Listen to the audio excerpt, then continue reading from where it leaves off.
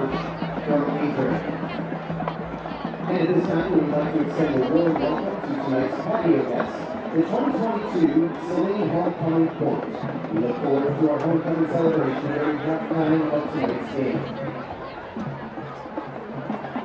And a reminder to parents and attendees that seminary schools has a bond proposal on November 8, 2022 election ballot. If approved by voters, we will provide $180 million of funding with an expected net tax rate decrease of 0.5 mils in the current budget. The bond proposal focuses on the district's highest priority projects and concentrates on three key areas: education, facilities, and future needs. Learn more with these questions answered on the district website at SalineSchools.org and click on the Bond 2022 link. The Hornets Football Club would like to thank this season's gold sponsors: Anthony's RV Rentals, the Work Agency at New Insurance, Matt Kujanovich at Real Estate One, the Highlands Group, the Tusa teams at Edward Jones and Howard Hanna, United Image Group, and Wolverine Tax and Financial. Thank you so much to all the businesses and families that generously support Saline Football and the Hornet Football Club. The Hornet Football Club would also like to thank Hornet Barbecue and Mexican Seafood for providing the free game meals over the last couple of weeks. Thank you for your generous support.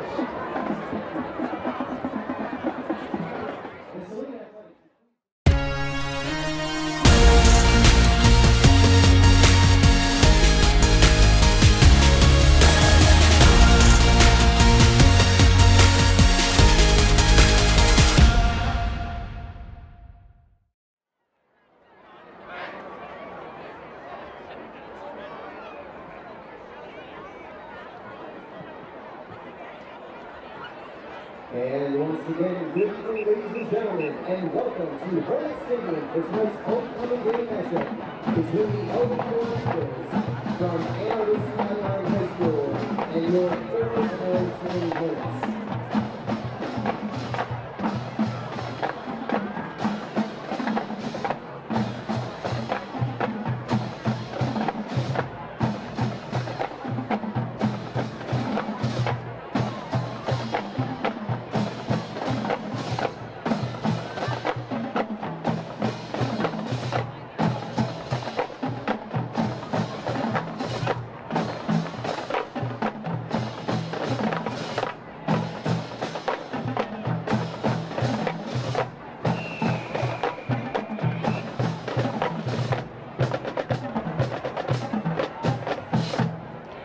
The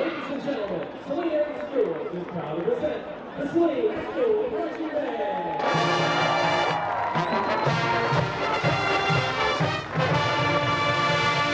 Introducing Manager Kira Schaefer.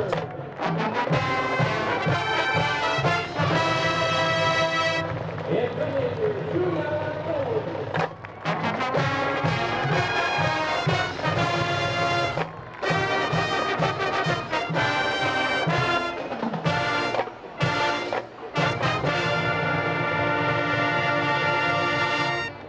And now join us here at the Hornets and the victory with Yama.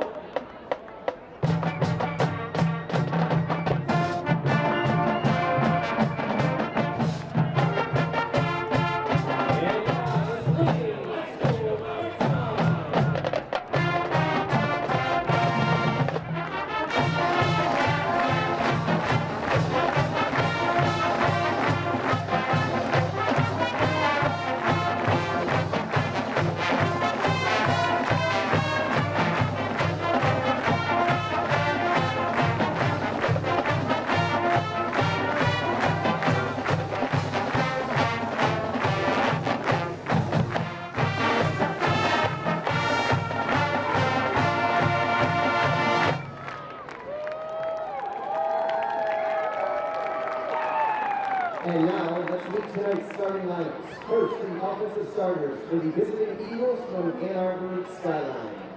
Starting on the offensive line, number 55, Jamie Scott. Number 57, Ben Green. Number 60, Eric Parrott.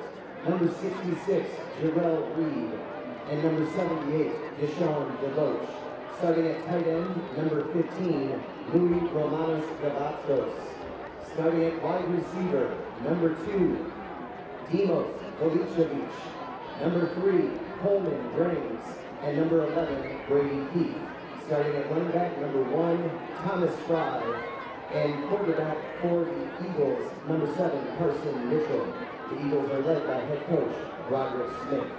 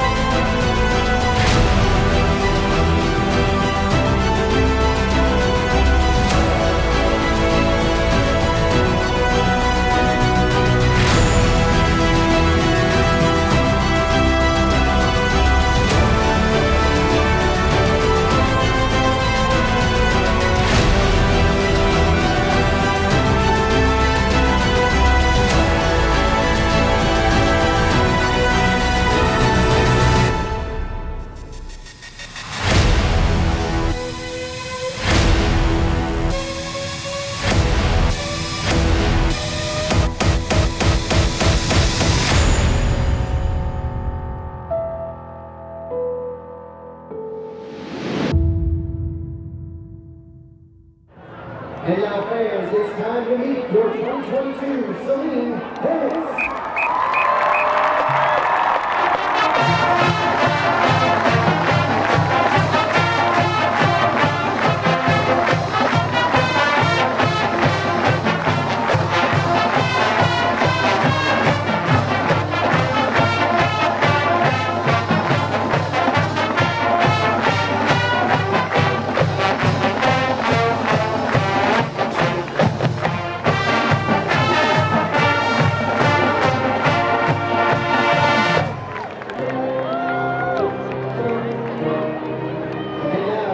For tonight's defensive starters for Saline.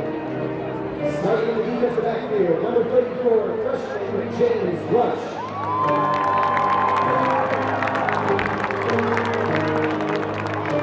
Number 21, junior Dayton Wyden.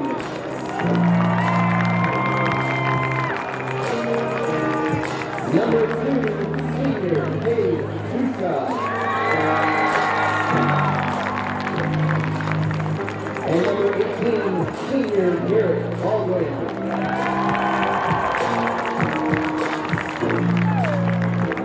Starting on the defensive line for the Hornets, number 91, freshman Isaiah Harris. Number 79, sophomore Mike Reeder. Number 99, senior Andrew Hartley.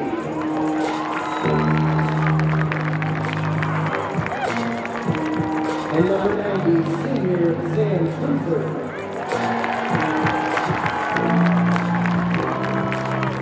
And starting at linebacker for Saline, number 20, junior Ryan Stein. Number 7, senior Jackson Conley.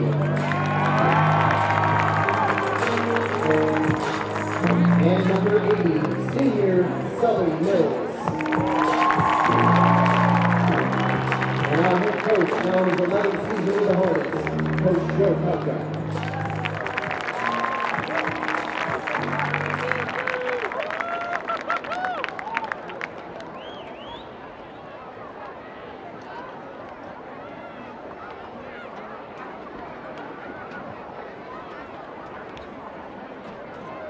Ladies and gentlemen, we now ask that you stand and join the Saline marching band under the direction of Saline High School Principal Teresa Snager in honoring America with the playing of the Star-Spangled Banner.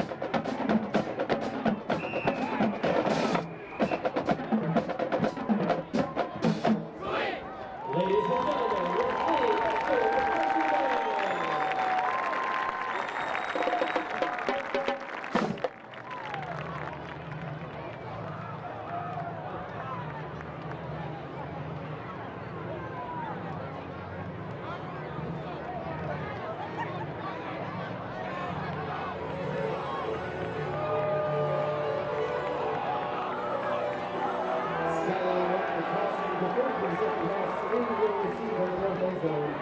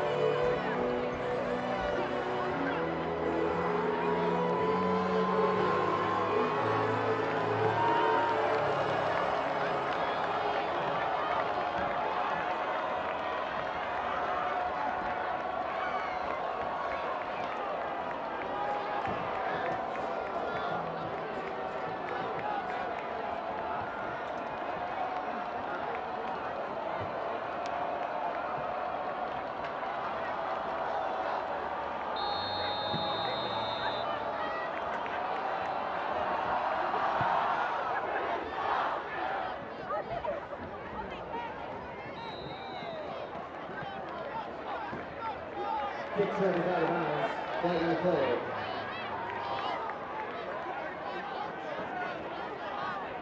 Saline will take over at the 35-yard line, 1st and 10.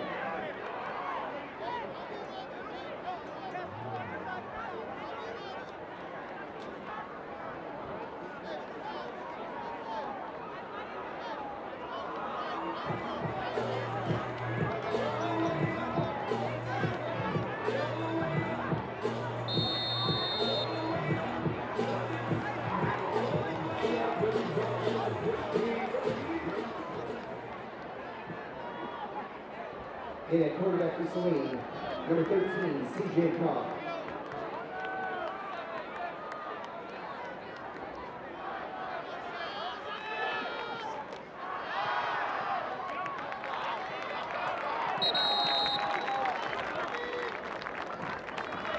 First pass is complete to number 10, Kate Fox. Pick up of 13 results in a first down for Saline. Tackle made by number 14. Emmanuel Morel-Weston.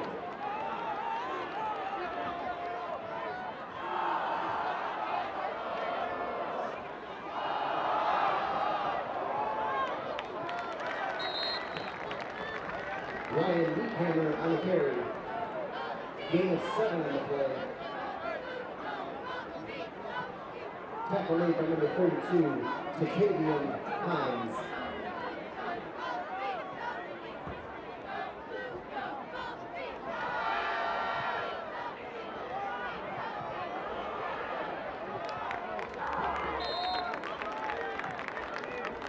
CJ Cobb on the run, tackled at the 35-yard line of Skyline.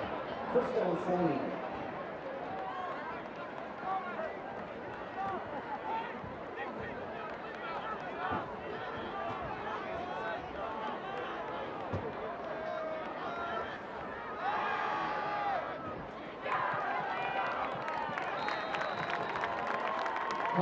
Pass complete to number 5, Dylan Meston. Tackle made by number 1, Thomas Fry. Gain of 8, brings up 2nd and 2. Ball is on the 27-yard line.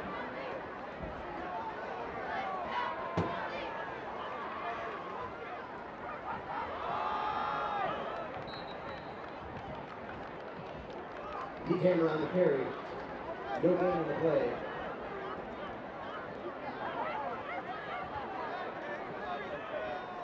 Correction, loss of 2 on the play. Brings up 3rd and 4 for Saline.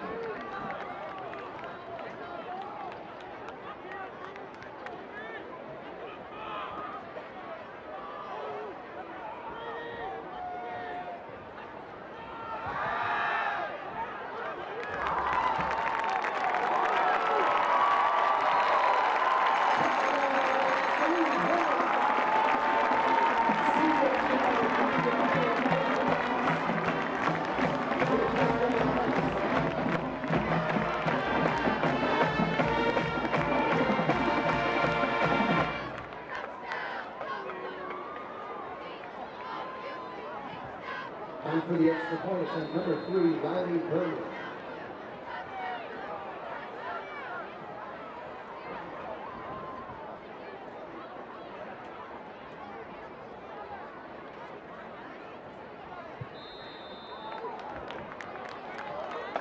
And the extra point is good. And Arbor-Skyline goes 0.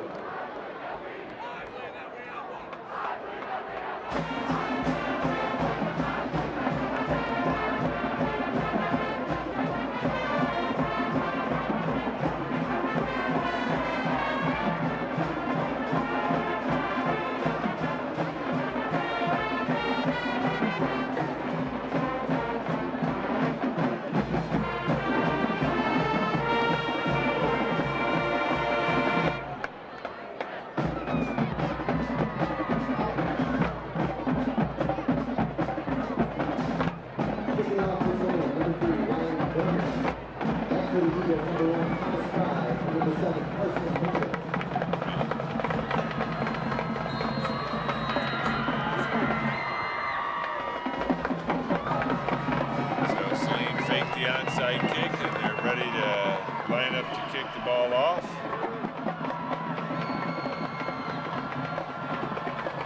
Jacob Pina-Talugo kicks off a high kick, fielded at about the 15-yard line, and tackled almost immediately by number 80, Sully Mills, and that's where Skyline will take over at their own 17-yard line. It's 1st and 10.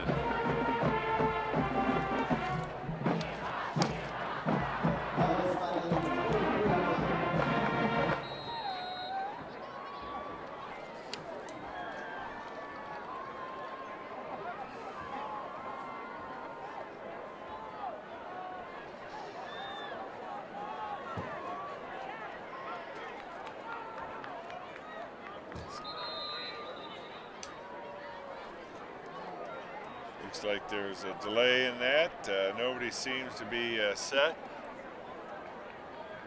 Number 18 was under center. I do not have him in my program. So now we bring out number 7, Carson Mitchell. So a little confusion on that first one. Mitchell takes the snap, hands it off to number 40. He rolls around to the right, picks up about 3. Number 40 in the carry. And he is not in our 40 is not on our program either. Jackson Conley made the tackle for Saline.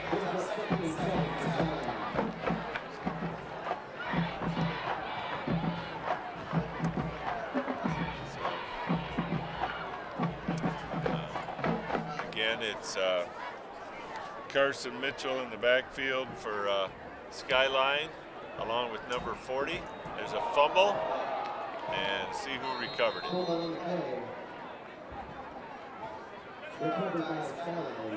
Skyline recovers it back at their own 18-yard line. We'll bring up 3rd and about 15.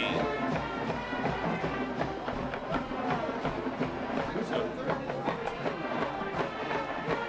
again, this is a young, inexperienced Skyline team, and it's a tough test to come in here on homecoming and face the high-powered Hornets.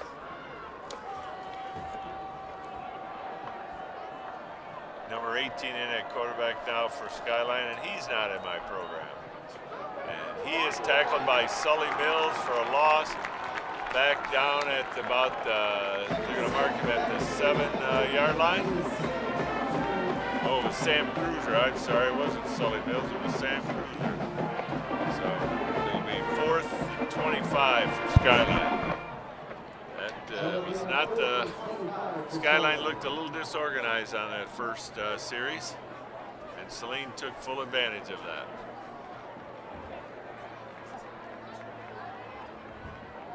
Back deep for Saline is Cade Tusa. He lets it bounce, and it rolls out of bounds at the 37-yard line of Skyline, and that's where Saline will take over. Apologize for the not knowing some of the Skyline players, but the roster does not list the players that have been playing. But we'll see if we can get that corrected at some point. But they report the roster to us, and so like I say, they may have brought up some kids from JV because they're a little short on numbers. And Carr alone in the backfield with 3 to the near side, 2 to the far side. Takes the snap. Throws a long ball, beautiful ball downfield to Cade Fox for another touchdown.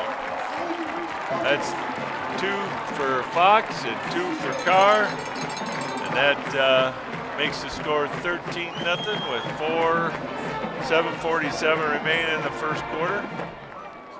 And if you want to see the starters play, you might want to get out here early, as it looks like it's maybe one of those nights, unfortunately for Skyline. Pretty good for the home team and for homecoming.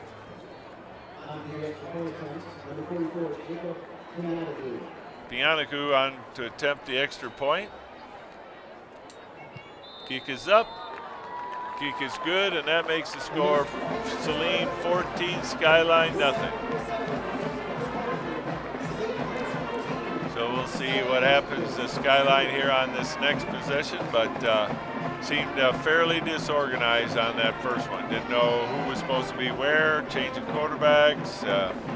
So they just, I imagine their hearts are racing, and just need to calm down a little bit and play their game and make it a little more exciting contest.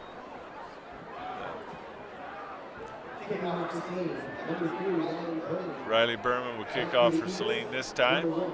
So it looks like Saline will be exchanging kickers, which is a good idea. Get some experience.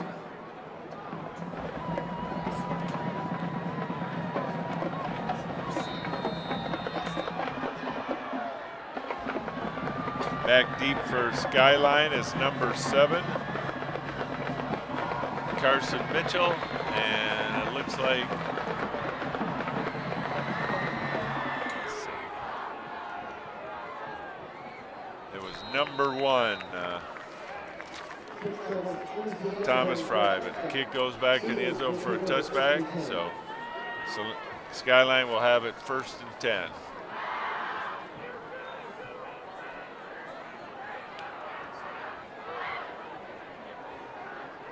At their own 20-yard line. So let's see who comes out at quarterback now. Looks like number 12 now. That's the 3rd quarterback so far today, and that's Evan Rothenberg.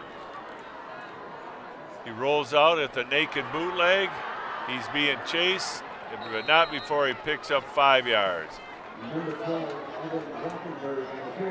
Tackled by number 9, Ryan Cavanaugh. Oh, it's 91, Isaiah Harris. Better get my cataracts checked tonight. So it'll be 2nd and 4. So Rothenberg was listed as the original starter, but this is his first appearance, and so maybe he'll calm down the offense. Takes the snap, hands it off to number 1, and he's met right as he hands the ball off by Cruiser. Thomas Fry was the ball kicker.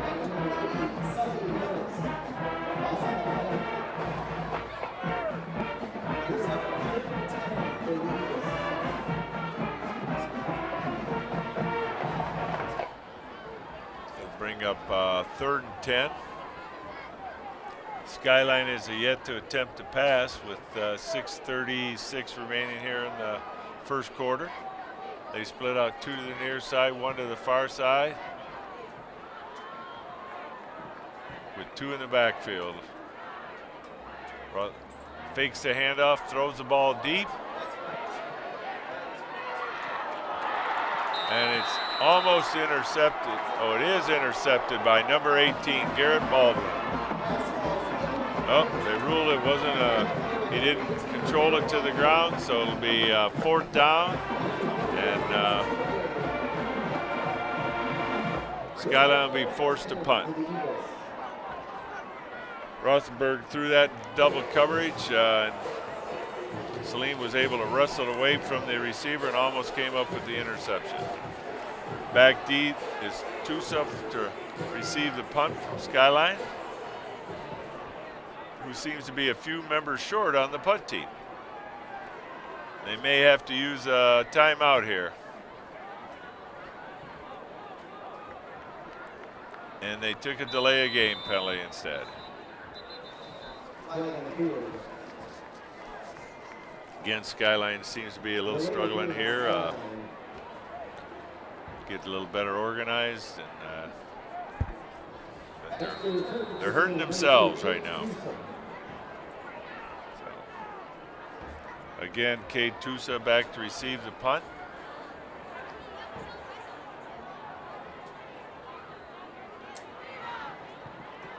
Good high punt. Fielded at about the 44-yard line. Lose a couple of tacklers.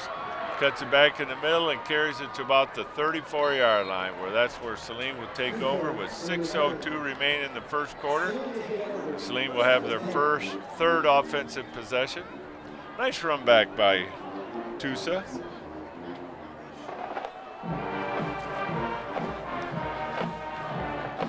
Getting C.J. Carr out with Needhammer in the backfield. Saline has 3 receivers here to the near side, a single receiver to the far side.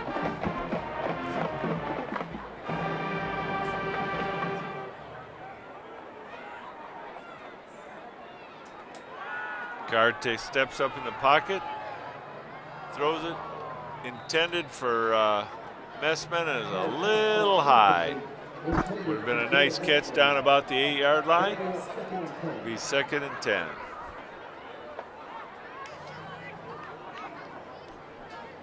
This is where I think Carr is going to have all day to throw, and he get an opportunity to work on his progressions and see if he can't find different receivers and look to survey the field and stuff that he might not be able to do against a little stiffer opponents. Garrett Baldwin comes in motion over to the far side. When Baldwin's in the game, it's a handoff to Needhammer. He busts it up the middle and carries it over the 30 to the 28-yard line. Pick up about 6. Brings up 3rd and 4.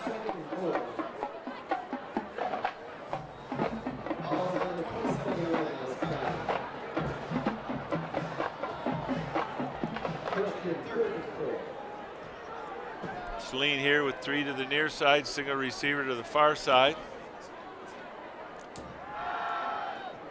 Carr pass to the quick hitter, again to Fox.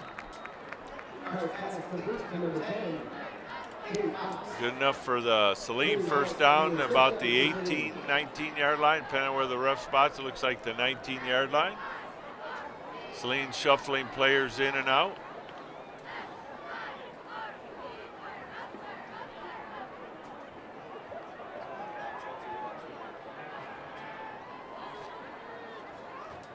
Carr fakes the handoff, rolls out to his left. Pass is complete to Dylan Messman, and avoids a tackler and dives into the end zone for a touchdown.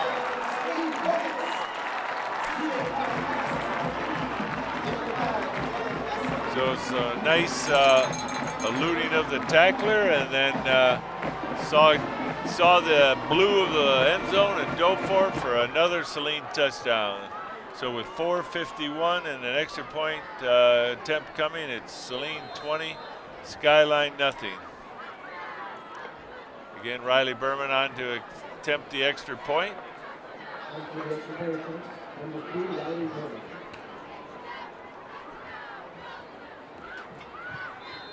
Kick is up and good, and that makes the score Saline 21, Skyline nothing. So again, I think you're going to see a lot of the younger players playing tonight to get an opportunity, because it's unfortunately Skyline is fairly overmatched here for this contest, and so it'll be a good opportunity for Coach Polka and his team to just try some different things. So Ryan Needham is our leading rusher, coming into the game with 231 yards, followed by C.J. Carr at 129, but maybe we'll see some of the younger players get an opportunity to carry the ball. On the defensive side, Sam Cruiser was our leading tackler entering the game today. He had 20 solo tackles, and 17 assists, 5 tackles for a loss. He's had 1.5 sacks. So.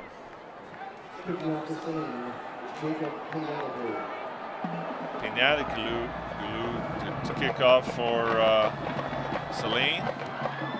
Another high kick. Fielded at about the 10. Cuts it up the middle. Good return there by number 5. Anton Bailey on the return. Good return. That'll be the best starting position for Skyline tonight at their own 36-yard line.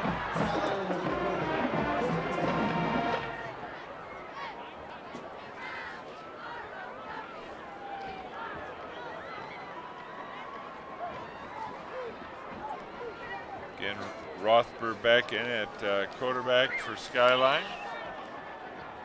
Evan Rothenberg. Hands it off to Thomas Fry. He goes around to the right side. Got a little running room, and he carries it out to about the, just short of the 45-yard line. Little shenanigans going on over there on the sidelines.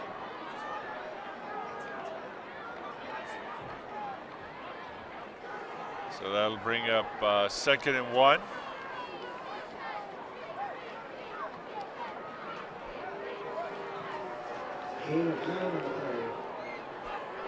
That's the best run by Skyline tonight. Again, it's Fry in the backfield along with Evan Rothenberg. 2 receivers to the far side, 2 to the near side. Rothenberg rolls to his right and is tackled after a gain of about 2. Sully Mills on the tackle, but not before the Skyline first down, their first of the night. Mills had to come off because he lost his helmet. So it'll be 1st and 10 for Skyline at their own 46-yard line.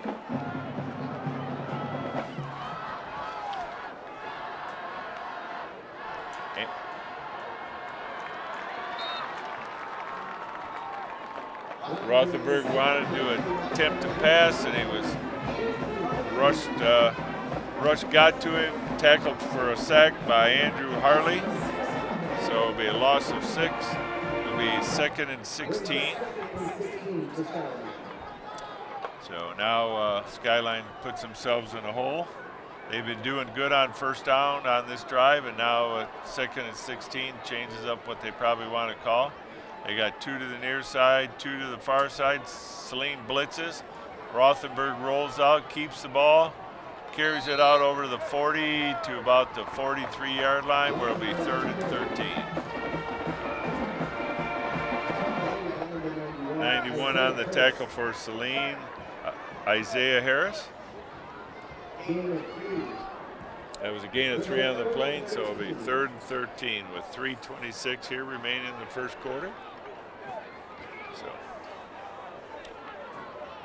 see what Rothenberg and the Skyline offense dial up here. He got 2 receivers to the near side with a receiver in motion. Rothenberg passes it out in the flat, complete to number 11.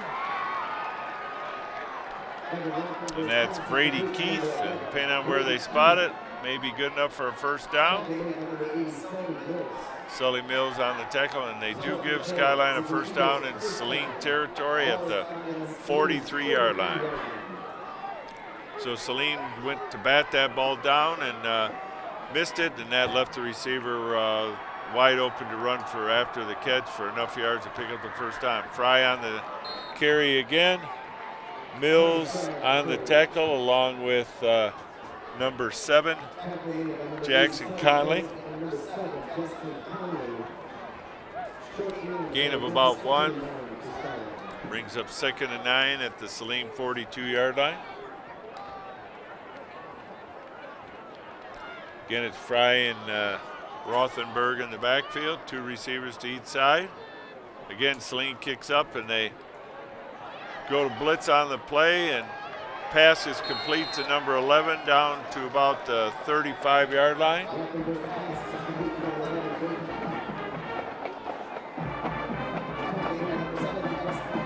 Jackson Conley in on the tackle there, brings up 3rd and 3. My guess is it's 4-down territory for Skyline, already trailing by 21 with 2 minutes remaining here in the first quarter.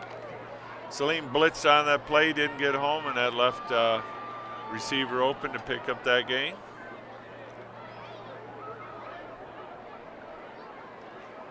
Rothenberg hands it off to Fry.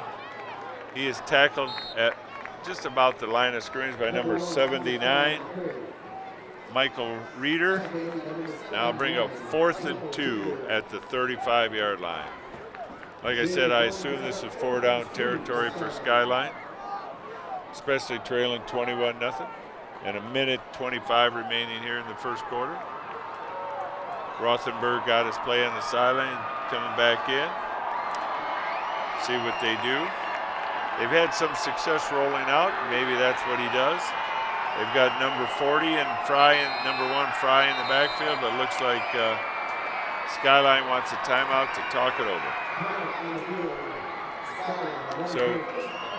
So with 1:02 remaining in the first quarter, Skyline's at their deepest penetration in the Saline territory at the 35-yard line. It's 4th and 2. Defense has been pretty stout so far.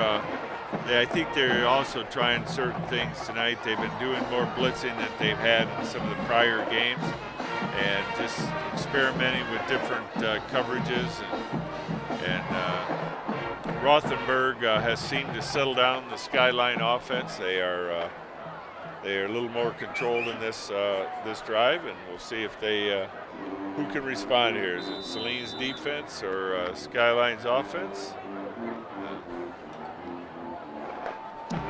A couple of players trying to get the student section fired up. It is homecoming tonight.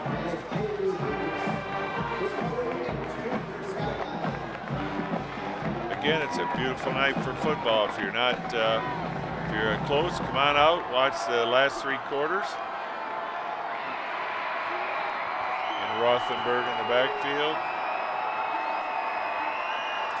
Fakes the handoff, rolls out, and was rushed, and he threw it long before he wanted to get rid of pressure by number 91, Isaiah Harris, and the ball goes over on downs to Saline. So they had a pretty decent play drawn up, but they just didn't get up enough protection for Rothenberg, and the Saline defense held, and now with 56.3 seconds remaining in the first quarter, Saline comes back on the field for their 4th possession of the game.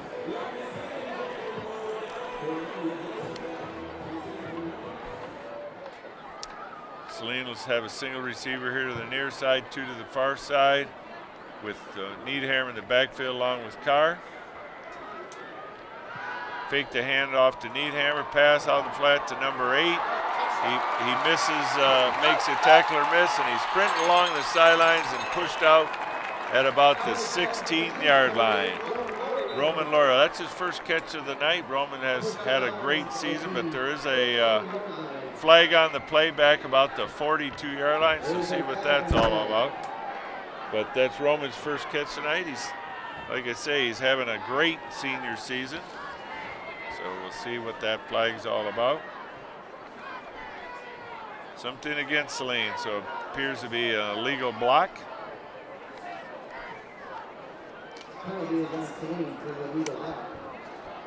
So Roman Lorio is our leading receiver coming to the game tonight. He's had 18 receptions for 279 yards, average of 15.5 yards per catch. So that moves the ball back to the Saline 43-yard line, where it'll be 1st and 2. Carrying the ball is Needhammer, and he picks up the first down and tackle about the 50-yard line by number 66, Jarrell Reed for Skyline, but it's good enough for a first down.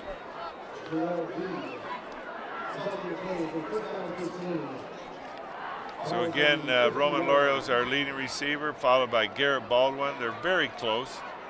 Garrett's got 16 receptions. Getting Carr back to pass. Throws it out in the fast to Roman Lorio. He gets a block there, avoids one tackler, and carries it inside the 40 down to about the 35-yard line. Good about for 15 yards. Nice quick hitter there.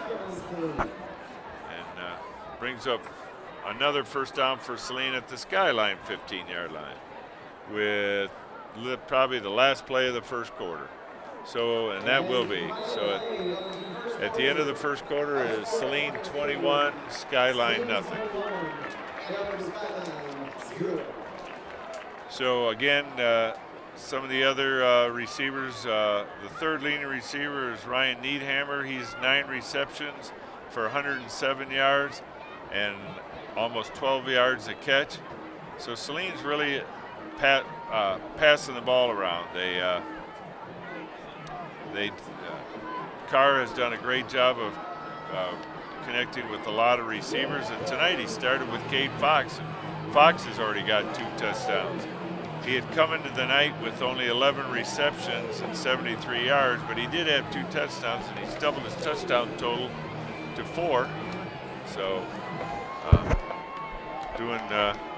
like I say, it's a great opportunity for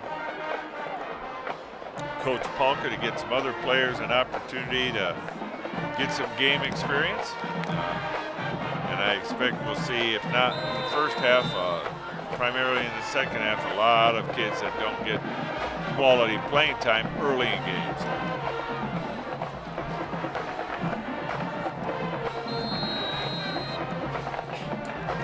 Again, it's Carr and Needhammer in the backfield. 3 receivers to the far side, single receiver here to the near side. Looks like Skyline jumped off sides. A little aggressive.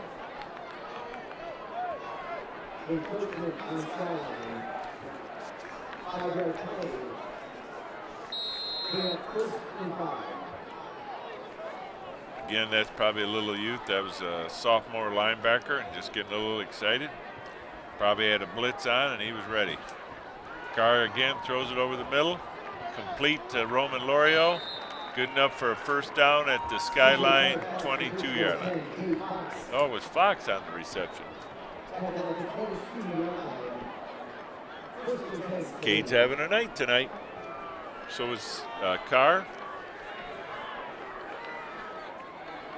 So it'll be 1st and 10 with the 11:30 remaining here in the first half at the Skyline 22-yard line. Again, 3 receivers to the far side. Carr hands off to Nina. He follows his blocker, carries it down inside the 15 to about, they're going to mark him at the 11-yard line. So 11 yards on the carry, good enough for a Saline first down. Nice run and block right there. Needhammer was patient, followed his blocker, and picked up 11 yards. Very, very, very nice run.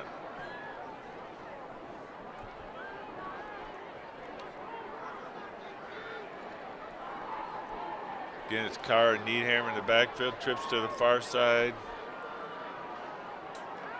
Carr looking for Lorio over in the, and he's closely guarded. Double coverage there.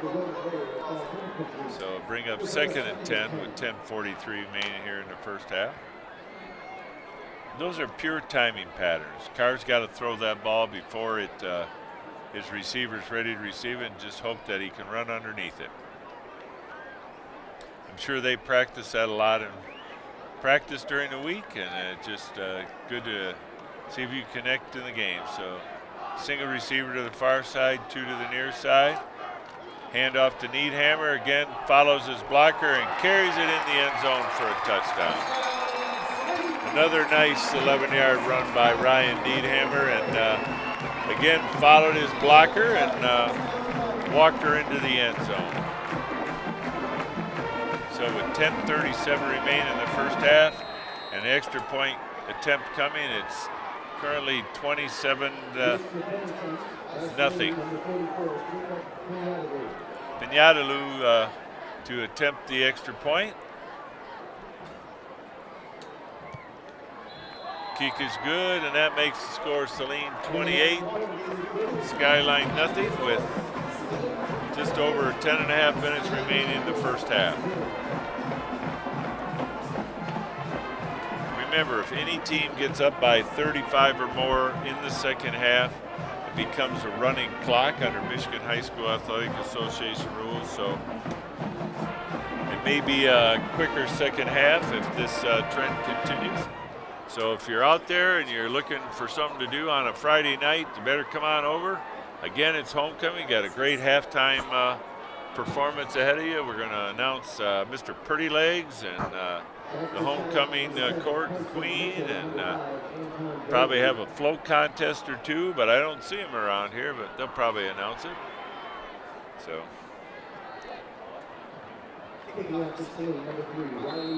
Riley Berman set to kick off for Saline.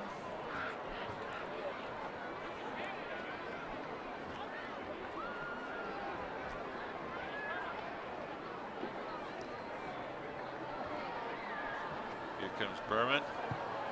Good kick.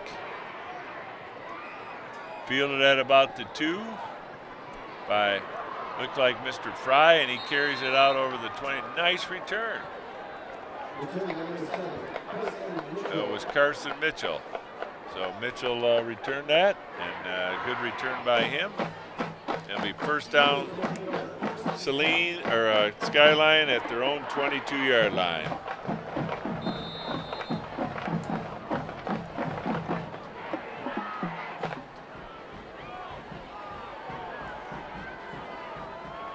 So see what Skyline dials up here.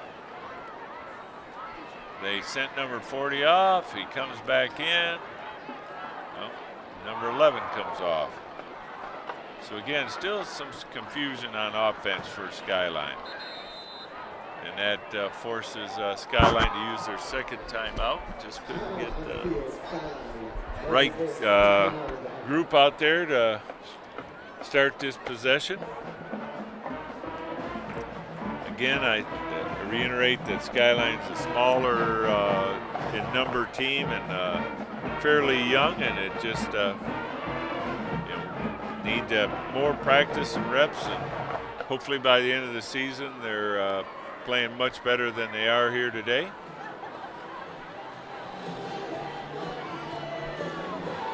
But Saline so far is a well-oiled machine. We'd like to see that. They didn't score any points last week against Monroe, and right now they're pitching a shutout. So over the last game and a quarter plus, Saline's outscored their opponent 68-0.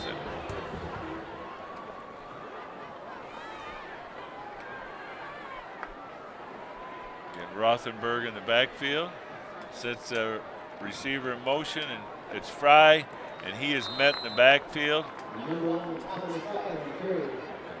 Tackled it. Hartley on the tackle. He was slowed down, and Hartley cleaned it up.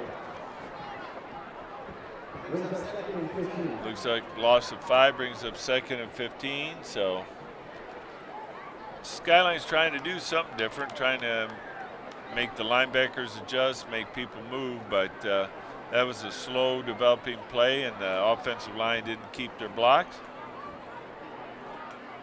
Rothenberg takes the snap, looks to pass out in the flat to Fry, completes the pass, picks up, looks like he got almost 10, maybe a little more, bring up 3rd and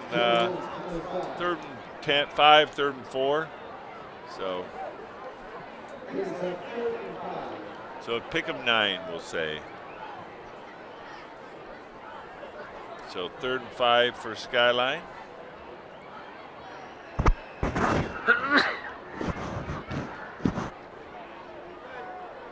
See what Rothenberg has designed here. He's in the backfield along with Fry. He's back to pass, throws it over the middle. Pass falls incomplete. Defended by number 20, Ryan Stein. Brings up 4th down.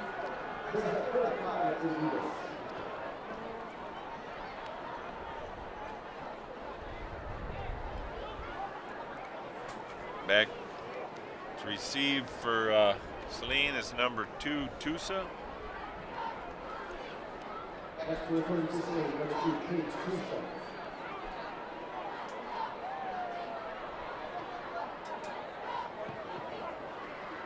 Tusa fields the punt, and he fumbled it, but he put a knee down and right at the 47-yard line. So that's where Saline will take it over at their own 47 with 8:57 remaining here in the first half. So let's see if Saline brings out different offensive groups.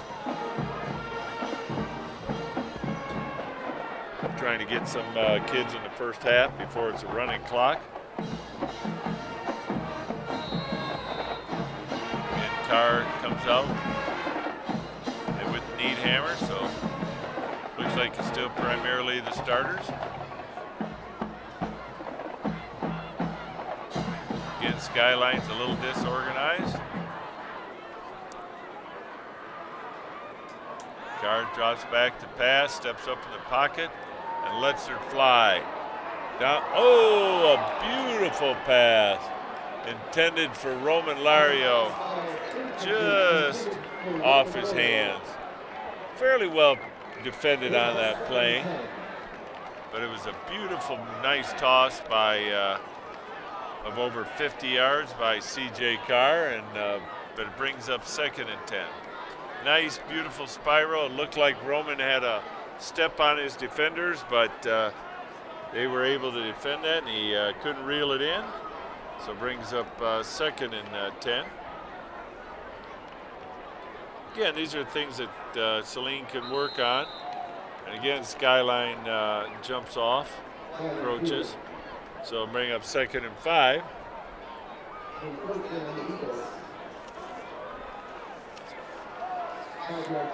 So that brings it into Skyline territory at the Skyline 48-yard line.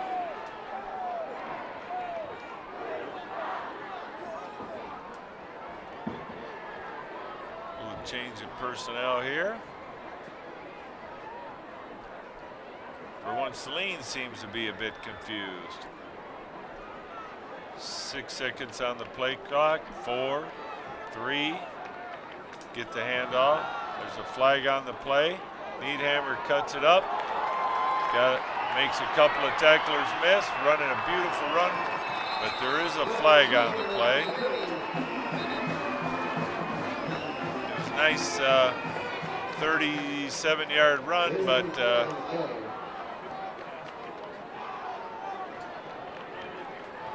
illegal procedure on Saline, and that play will come back. So it'll bring up 2nd and 10. So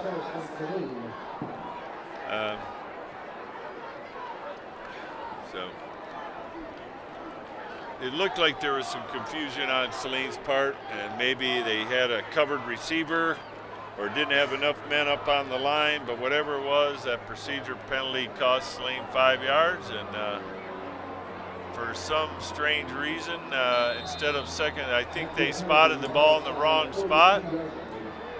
So should be 2nd and 10, and they have spotted it in the wrong spot, but who cares? You know, so pass out in the flat. Good run after the play. Looked like Garrett Baldwin on the catch.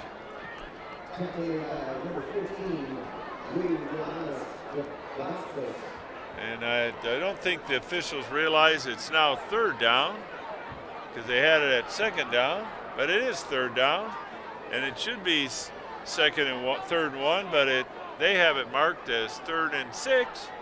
So, you know, everybody's a little confused tonight. Carr rolls out here to the near side, throws it up complete to Cade Fox, good enough for a 1st down.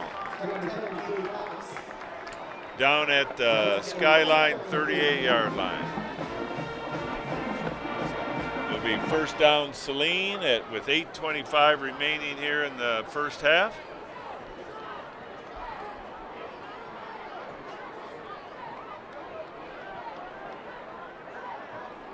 Nice roll out by Carr, nice catch by Fox, able to get feet down in bounds and move the chains forward. Carr again back, throws a quick hitter over to Needhammer, and he carries it down inside the 30 to about the 26-yard line, tackled by number 14, Emmanuel Morrow Weston, but not before Saline gets another first down. Very well designed play, and first pass to Needhammer tonight, and he picked up good yardage, and it'll bring up first down Saline.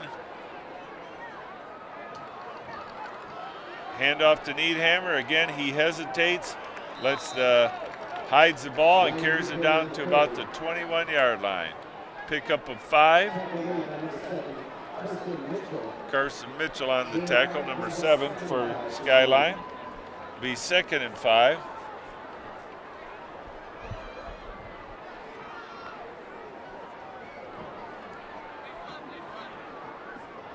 Seven and a half minutes remaining here in the first half. Don't forget, we have a nice halftime ceremony for homecoming. Oh, somebody took off. So it looked like this time it was Saline that got a little excited.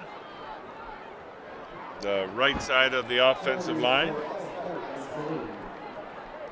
Brings up 2nd and 10. Just gives Saline a little more field to work with.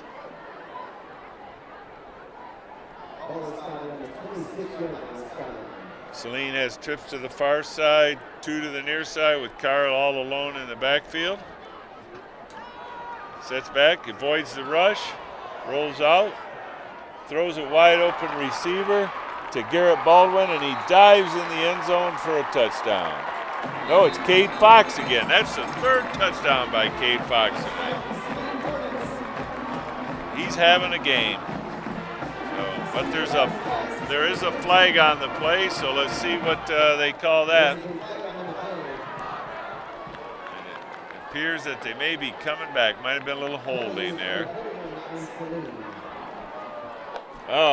It was still a good play. And Fox is still having a good night. So it'll be 2nd and about 22. 24. So 2nd and 24.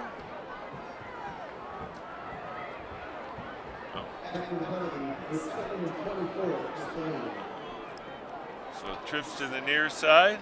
Carr rolls out to the near side. Keeps the ball, runs it up, and slides down at about the 30-yard line. Picks up about 11. Well, mark it back a little. So bring up 3rd and about 14. Nice run, though. Makes it manageable 3rd down. With 6.5 minutes remaining here in the first half.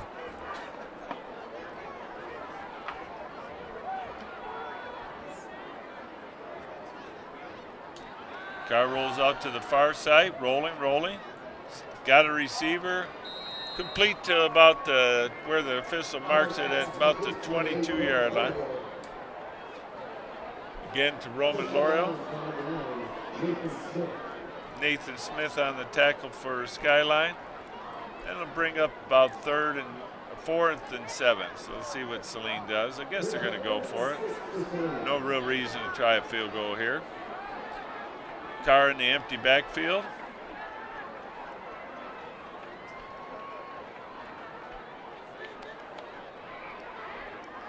.12 seconds, 10 seconds left on the play clock.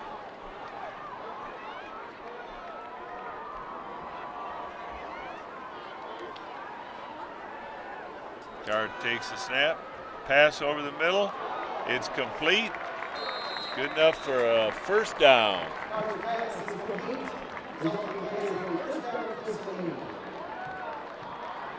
Fox on the reception.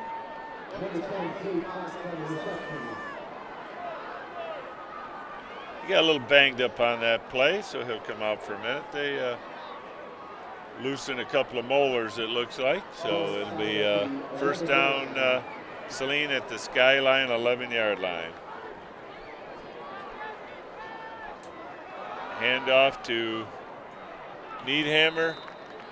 He picks up about a yard.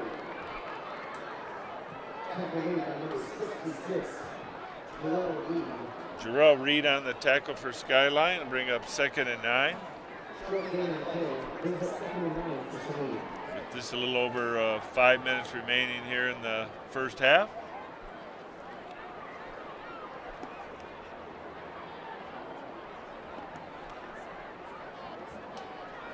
Carr throws it out in the flat, leads Needhammer, cuts it up inside, gets it inside the 10 to about the 6-yard line. Nice catch there, nice pass. Thomas Fry on the tackle, brings up 3rd and 4.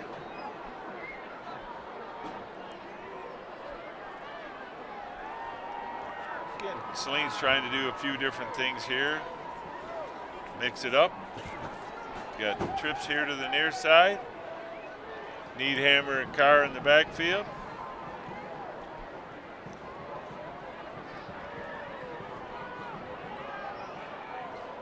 Six seconds left on the play clock. Handoff to Needhammer up the middle. He is tackled right about the 6-yard line.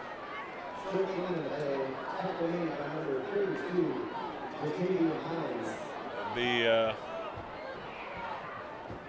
4th and about a long 3. See what they do here. Try a little misdirection there. Hand off to Needhammer again. He avoids the first tackler, second tackler, and keeps and walks into the end zone. That was a nice run there by Ryan Needhammer. He was hit early, avoided him, and then missed the second guy and walked it in the end zone. So with 3:45 remaining here in the first half, your score is Saline 34 and this extra point coming. Skyline nothing.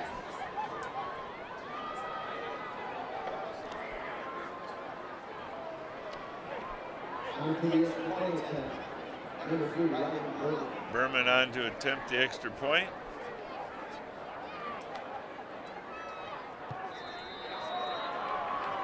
And the kick is good. So with 3:45 remaining here in the first half, it's Saline 35, Skyline nothing. So we'll see what, again, as a reminder, if in the second half a team is up by 35 or more, we go to a running clock except for injuries, timeouts, and change of possession. And Skyline will receive the ball to start the second half.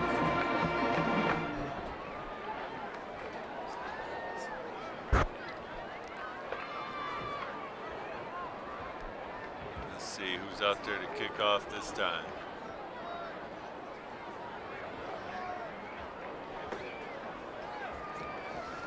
Number 44,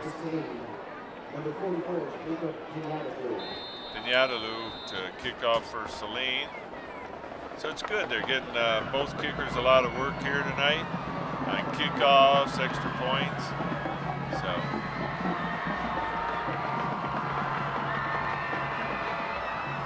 here's the run up in the kick. Good kick. Fielded at about the 8-yard line.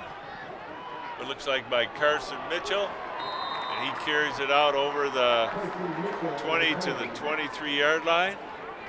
Or that's where Skyline will take over with 3:39 remaining here in the first half.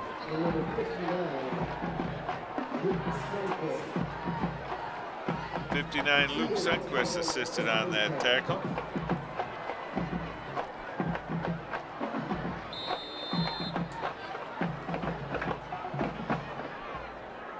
Let's see what Rothenberg comes out with here.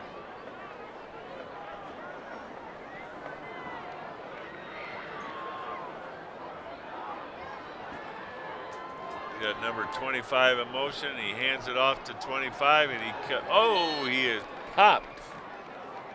Number 25. Vincent Cartanian on the carry. Garrett Baldwin had that stiff tackle there. Pick up of 5. Good run and a really good tackle. Clock running. They're down to about 3 minutes remaining here in the first half. Again, Skyline trying different plays. See if they can't mix it up a little. Again, 25 motion. The quarterback keeps it, Rothenberg, and he's swarmed under back at about the 21-yard line by a host of Saline tacklers, Baldwin, Cruiser, Isaiah Harris. They were all there. So that brings up 3rd and 11 on the play, or on the after that play. He tried that naked bootleg, but unfortunately the only people who were fooled by it appear to be his own team. So see what they do. Play got in late here, so there's less than 7 seconds on the play clock. Rothenberg looks at it, sets the man in motion. 3, 2, takes the snap.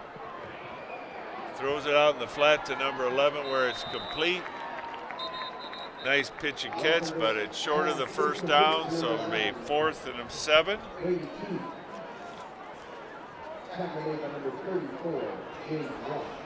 Rush on the tackle, Brady Keith on the reception.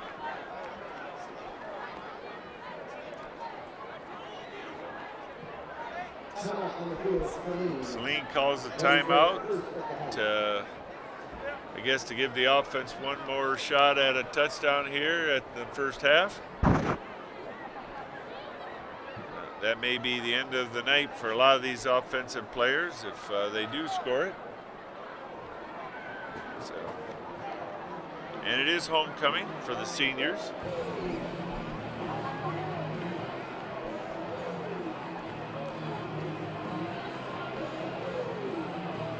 See who's back deep for Saline. It should be Tusa.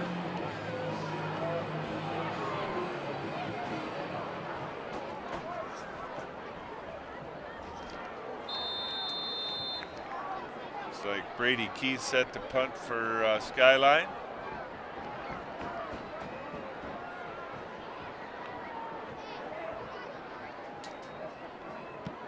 Kicks it, a good kick. Fielded by Tusa back at the 40-yard line, avoids the first tackler, cuts it out to the, there's a flag on the play. This is probably coming back, but he carried it down to about the 36-yard line. There's two flags on the play back inside Saline territory. One at the 39, the other one at the 43. See what the signal is. Illegal block in the back. So that'll. They said it was at the 44-yard line, so they'll mark it off from there. And Saline's offense will take over with 1:45 remaining in the first half. They'll have the ball at their own 34-yard line. Again, Carr in an empty backfield with 4 receivers to the far side, single receiver here to the near sides. Different formation for Saline. It's a tight trips package. Carr steps up, fakes the throw, and rushes out of bounds at about the 41-yard line. Pickup of about, oh, see, they mark it at the 42. Pickup of 8 brings up 2nd and 2 with a minute 37 to go. Pretty well defended on that play by Skyline, and Carr picked up a good 8 yards. Needhammer, Carr in the backfield again, trips to the far side. Quick hitter over here. Oh, the Roman Lorio tried to turn without the ball, but brings up 3rd and 2 with a minute 34.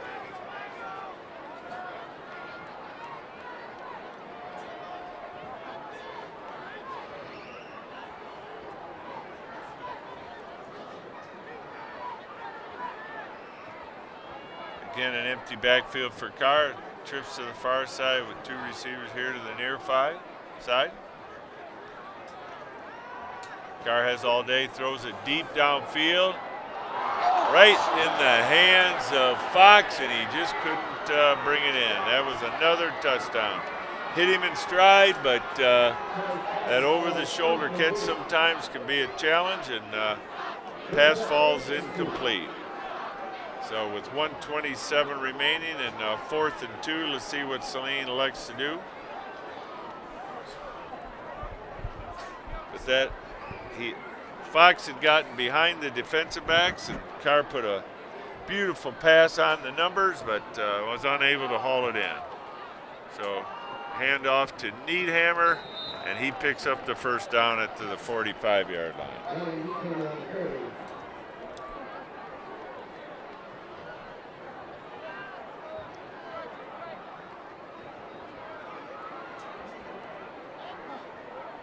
The officials haven't moved the chains yet, so they have started the clock. Carr rolls out, throws it over the middle, still fighting for yards, and carries it down by Roman L'Oreal, makes a nice catch there and run. Another first down for Saline at the Skyline territory at the 41-yard line.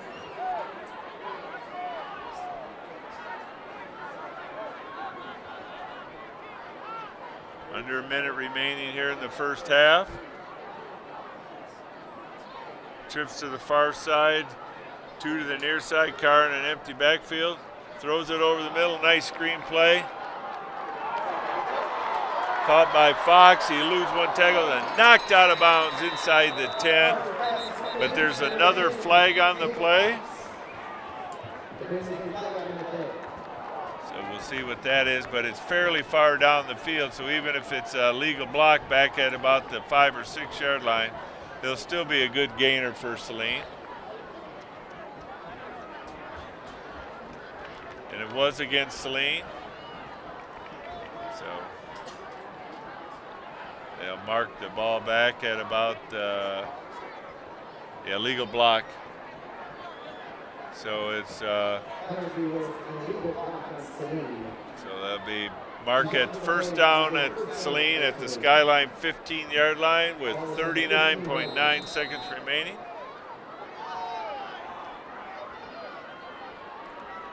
A little confusion about who's out there for Saline, but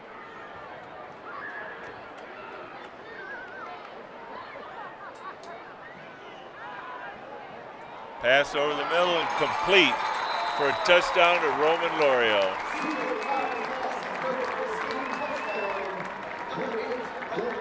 And that'll make the score Saline 41 with the extra point coming and Skyline nothing. So Saline got the ball with 2 minutes remaining here in the first half and had a workmanlike drive down the field.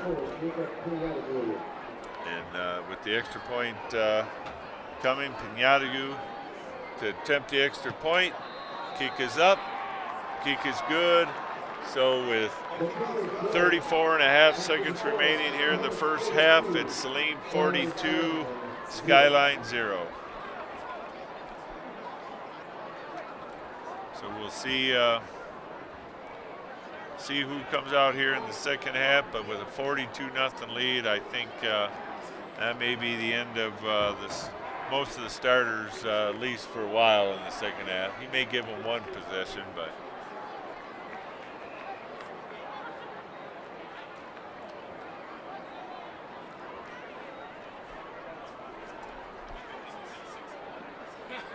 looks like Riley Berman set to kick off.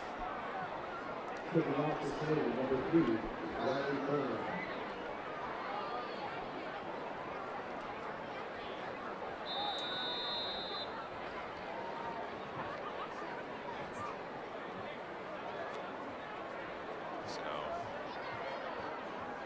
Mitchell and Bailey back deep for Skyline. It's a pooch kick, fielded at about the 36-yard line, and that's by number 20. I do not have him in my program either. So it'll be 1st and 10 Skyline at their own 36-yard line with 33.3 seconds remaining.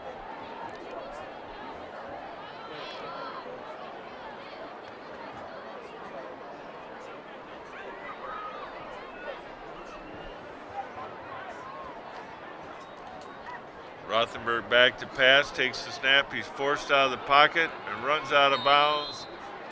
Picks up to about the 43-yard line. Pickup of 7, brings up 2nd and 3. 26.4 seconds remaining here in the first half.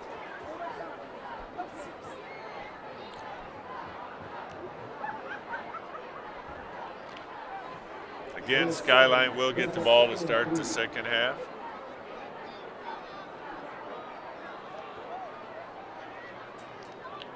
Rothenberg back to pass.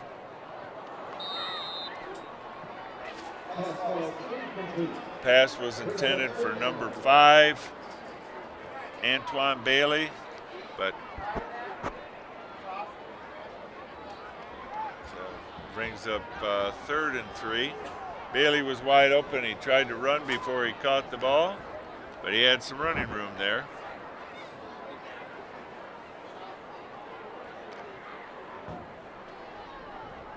.7 seconds remaining here in the first half. Rothenberg back to pass again. Throws it deep down the sidelines. And there's a pass interference penalty on Saline. So that'll give Skyline a fresh set of downs with 15 seconds remaining here in the first half.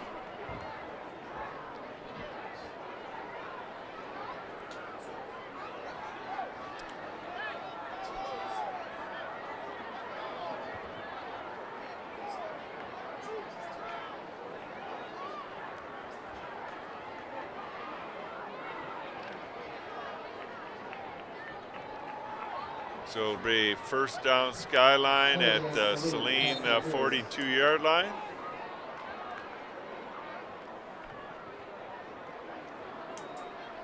Again, Rothenberg back to pass, throws it out of bounds. He was under a lot of pressure.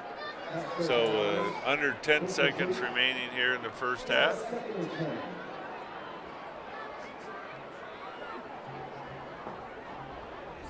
Saline really defense doesn't want to give up any points here, so especially with under 10 seconds remaining in the half.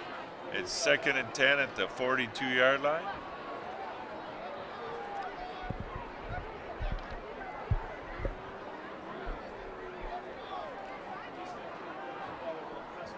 Bailey and Rothenberg in the backfield. He throws it deep. Lost went out over the middle.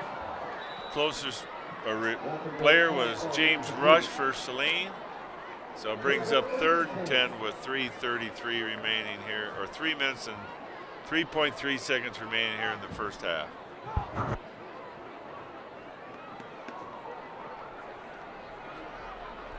And Rothenberg threw that a lot earlier than he wanted to. I think he felt more pressure than actually was there, but he's been banged around a lot tonight, so can't much blame him for it.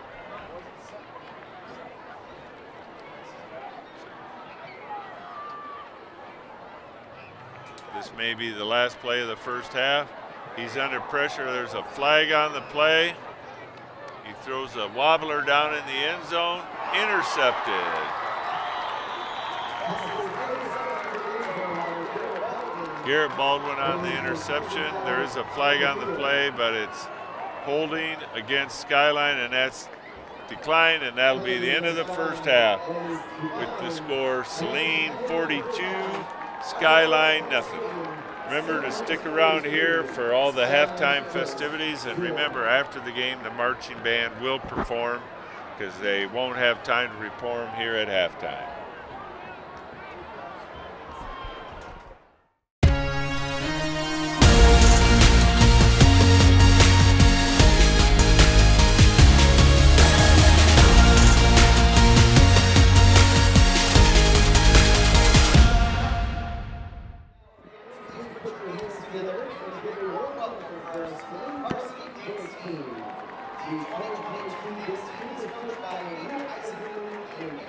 Shaver.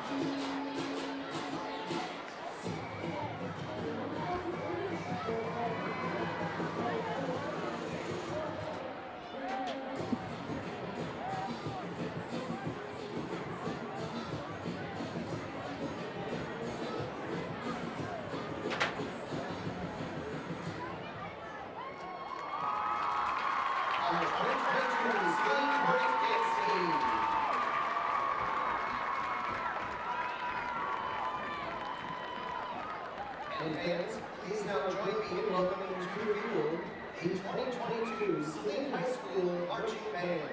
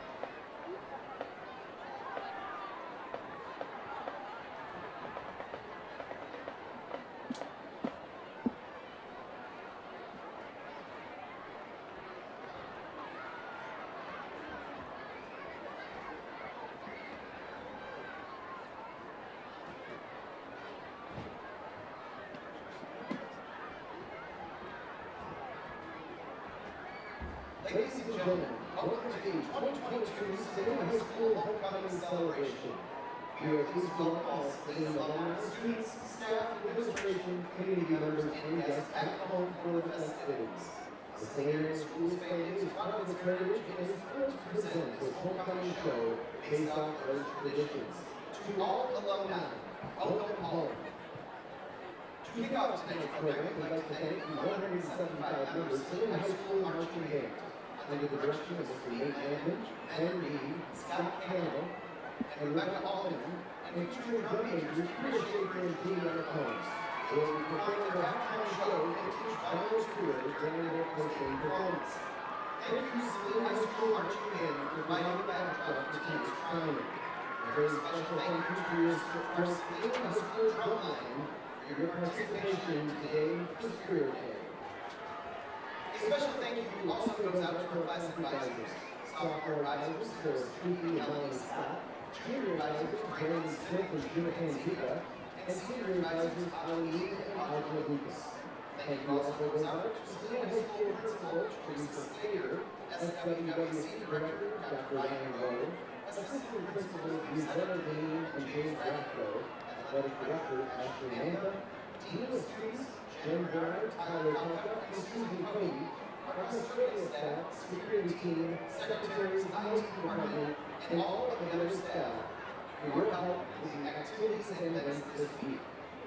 Finally, the biggest thank you goes to our student council advisor, Ms. Lori Dawson, and the student council, without whom all of the events this week, including security, the parade, tomorrow's dance, would not be possible. Fans, please join me in saying thank you with a round of applause.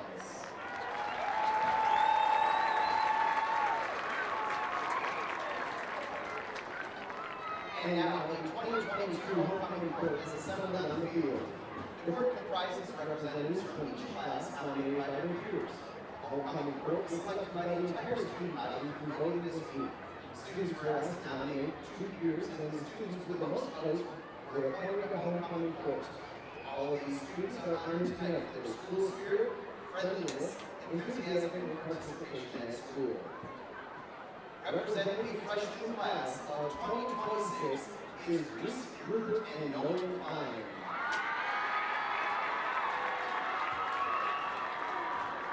Reese Rupert is a freshman in high school and is being escorted by her parents Jen and John Rupert.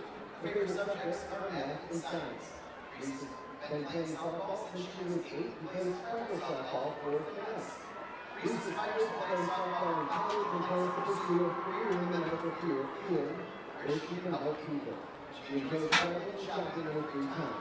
Reese is very proud to represent the freshman class and thanks her classmates for this amazing opportunity. Nolan Klein.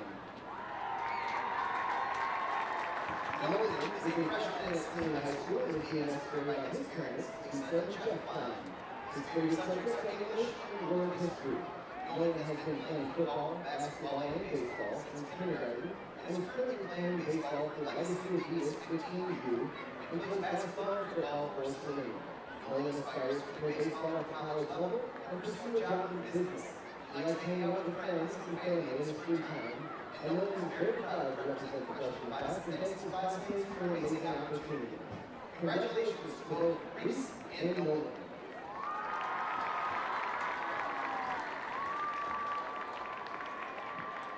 Representing the sophomore class of 2025 is Allison Southward from Coleman Ross.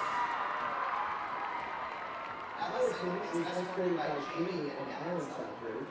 Allie enjoys running cross country and playing softball. She also enjoys spending her free time with family and friends. She has one younger brother whose name is Jack, and 2 Boston Terriers whose names are Bree and Lola. She loves traveling to Chicago and to the beach, and her favorite subject in school is English because she loves to write. I also like to volunteer in the church's youth group and participate in the I-5 Club and Students Against Racism. Coleman Ross. Coleman is escorted by her dad and Jean Ross. He is the oldest of 4 children with a brother in 8th grade and 2 sisters, one in 4th and one in 3rd grade. Coleman enjoys playing football, lacrosse, and basketball. He also enjoys traveling, skiing, going to concerts, and spending free time with his friends. Coleman is also a member of Saline First United Methodist Church. Congratulations to Allison and Coleman.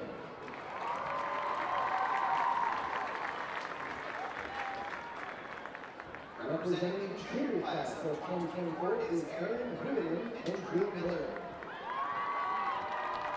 Aaron is a junior and is escorted by her parents, Mary Ellen and Joy Gruden.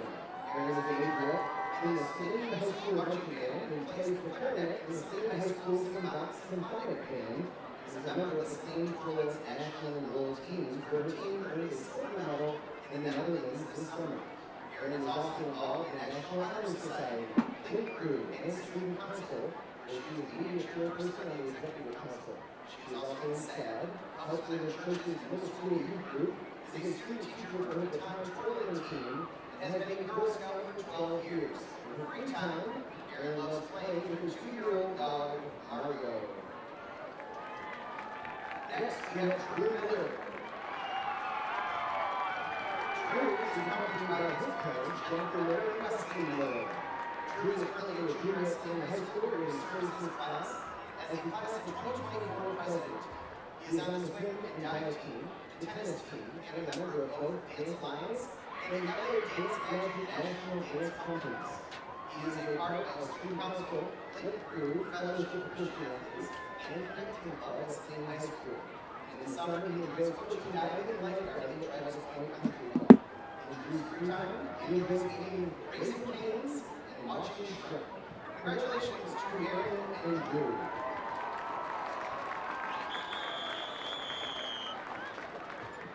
And now it's time to introduce the homecoming court for the senior class of 2023. First, we have Kate Farrell.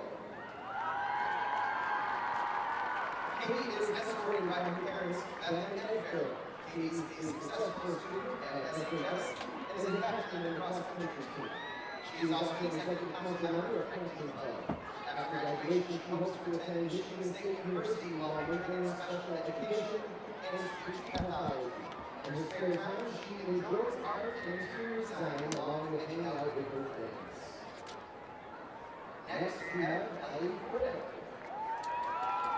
Ellie is escorted by her parents and a group of chef boys. She is involved in Saline, participating in both DECA and EPA, as well as leading the girls' bowling team as their captain. She's also involved in her community by volunteering with the Saline Youth Council, helping all ages and groups of people around the Saline community. And she loves to make new friends. After high school, she plans to attend college and pursue a career in marketing and business. Next, we have Katie Jarvie. Katie is the escorted by her parents, Mike and Krista Jarvie. She is captain of the Varsity field hockey team, and she enjoys playing sports and hanging out with her friends. She's very close to her parents and her 2-year-old brothers, Clayton and Kaden. She is also very involved in school activities and loves going to Saline sporting events. Next, Aubrey Stager.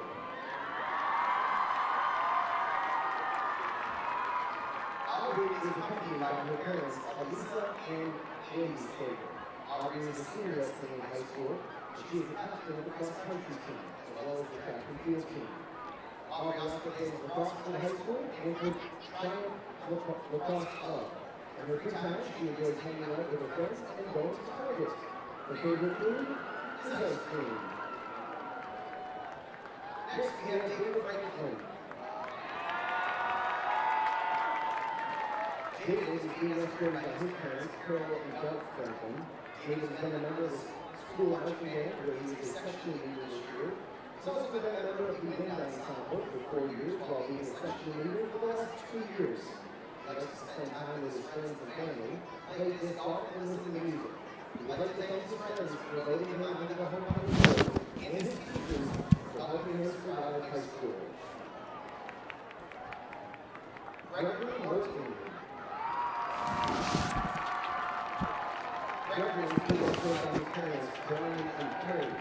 Gregory runs track and cross-country for Saline and plays club soccer. He enjoys spending time out on the water and hanging out with friends and family. Gregory also enjoys time playing with his 35-pound Bernedoodle in Florida. And after graduation, Gregory intends to attend college while pursuing a degree in medicine. Next, we have Matt Notar. Matt is being escorted by his parents, Doug and Kelly Notar. Matt plays varsity baseball and football. He loves to watch sports and listen to music in his free time. He's also close to his younger sister, Ryan, and loves to support his fellow Saline athletes.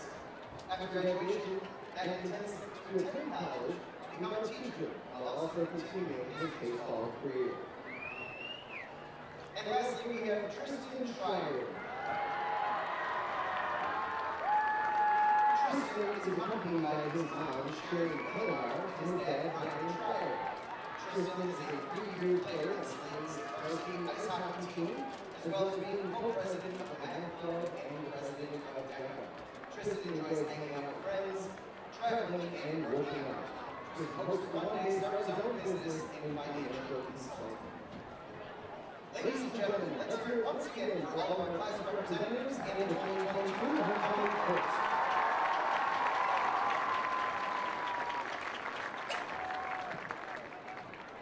Crowning this year's homecoming royalty is Student Council Executive President Eli Gray and Student Council Executive President Tess Sanderson. Thank you all for taking part in tonight's celebration. And now, with no further ado, we'd like to congratulate our 2022 homecoming royalty,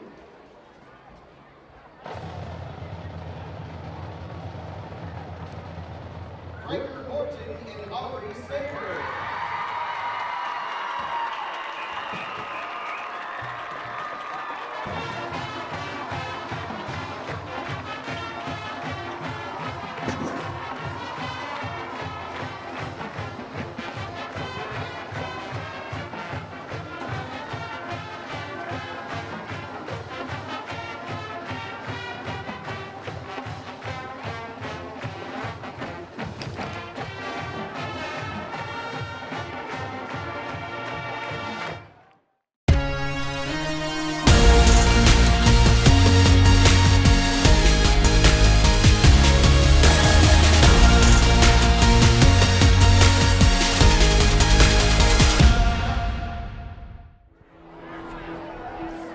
Welcome back to Saline High School, where the halftime score is Saline 42, Skyline nothing. Skyline will be receiving the second half kickoff. So it'll be running clock after the kickoff, after Skyline regains possession. So should be interesting. See how we do here. If you're over at Oscar's and you've had a nice meal, come on over and catch the end of this homecoming celebration. Again, the band will be performing after halftime, or after the game, because at halftime they announce the homecoming court and all the class representatives.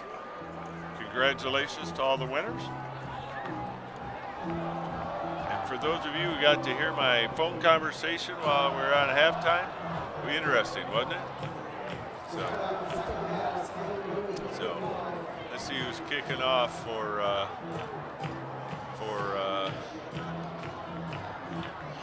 Saline here.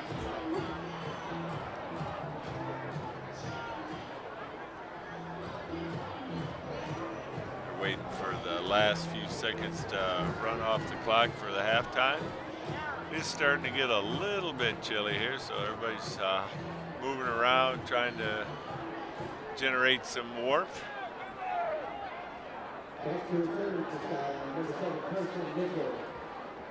Carson, Bailey, and Mitchell back deep to receive for Skyline.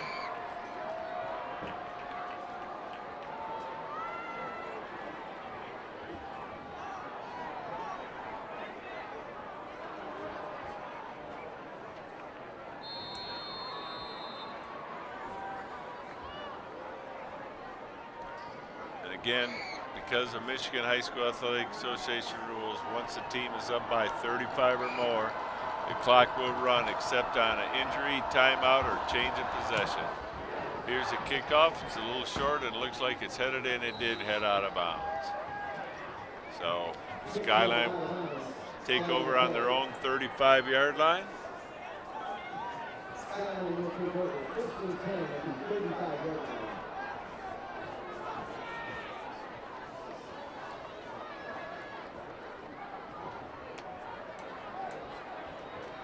Rothenberg is back at quarterback for Skyline.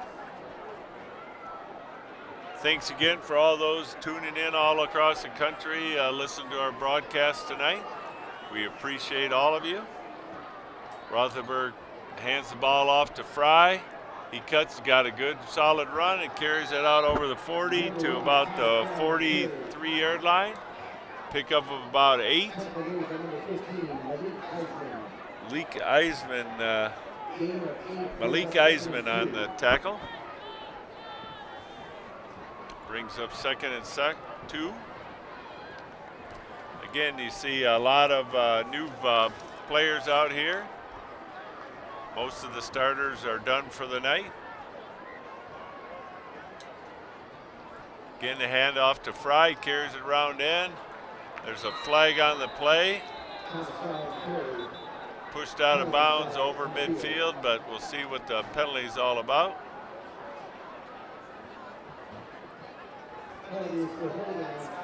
Holding on Skyline, that'll back them up.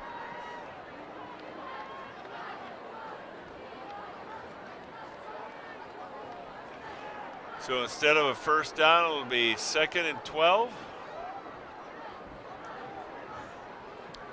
At the Skyline 33-yard line.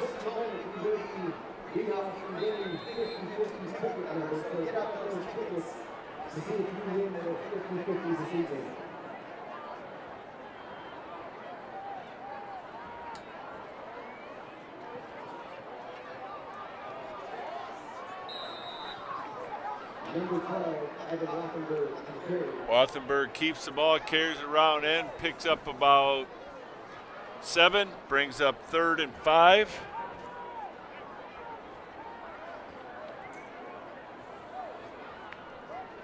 At well, yeah. make it 6. So it'll be 3rd and 4 at the 41-yard line.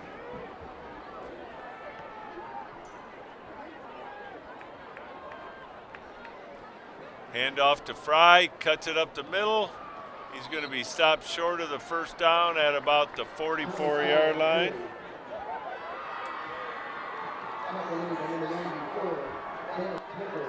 Bennett Pickles on the, and Nick Michelle on the tackle there, bring up 4th and 1, and looks like Skyline's going to go for it here. They need to get some momentum going here in the second half, especially against the second unit. Rothenberg in the backfield, along with number 40. Hand off to 40. He's met at the line of scrimmage, and I don't know, well, they're going to spot him that he got the, they're still pushing and going, and but I do believe they're going to give him the first down.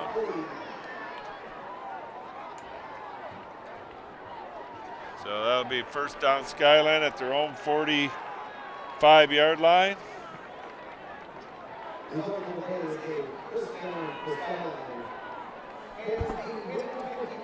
So now they actually gave him the 46-yard line, so it'll be 1st and 10 from their own 46.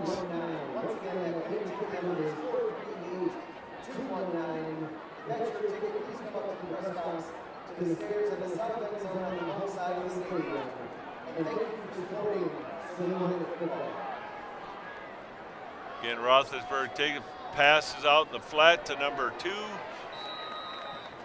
Complete to Volkanovich.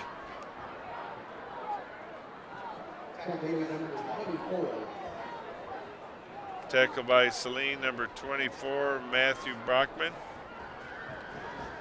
Or actually, it was James Chickway. There's 2 24s on the roster. Handoff to Fry, cuts it around the end and carries it inside the 45 to about the 40-yard line. Another first down for Skyline. Some wholesale changes on the defensive line.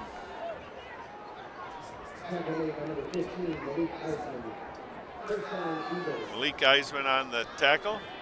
First down Skyline with just about 8 minutes remaining here in the third quarter.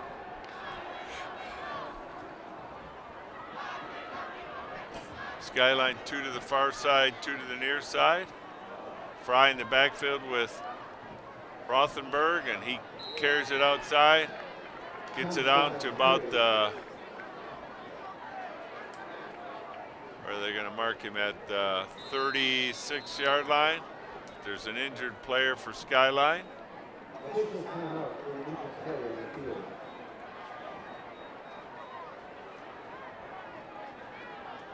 That is one of the examples where the clock will stop in this running clock scenario. I didn't see who the injured player was.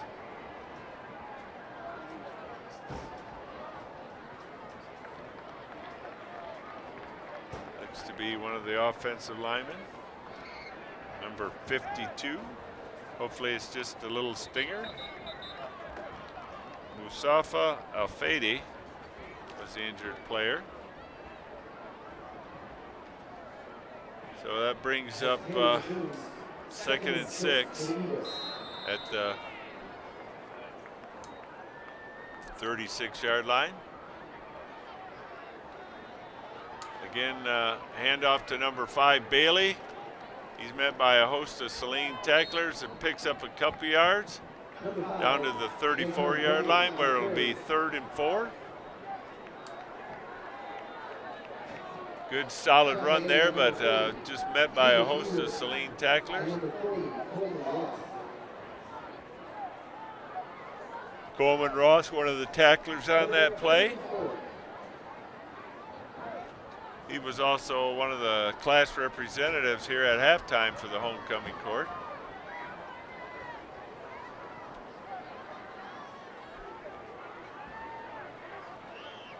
Rothenberg in the backfield with number 40. He rolls out to his left under severe pressure and intended for Bailey, but he threw it faster than he wanted because he had some pressure in his face.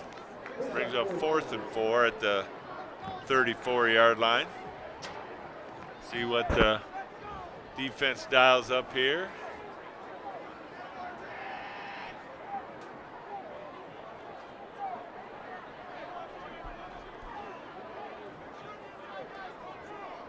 Rothenberg running in from the sidelines after he got the play from the coach.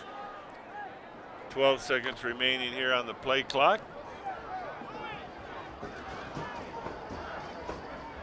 Number 40 in the backfield along with Rothenberg. Heavy pressure, pass is complete. Nice pitch and catch there. Caught by number 15.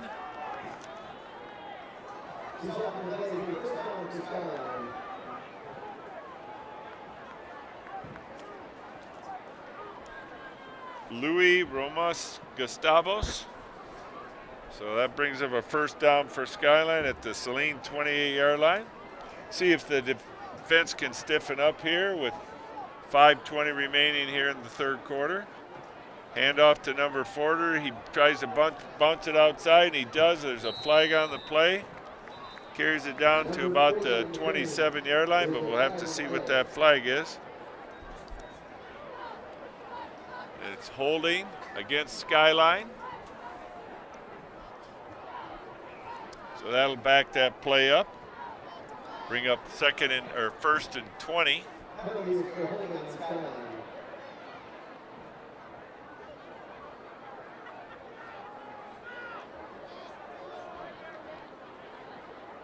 Puts the ball back on the 38-yard line.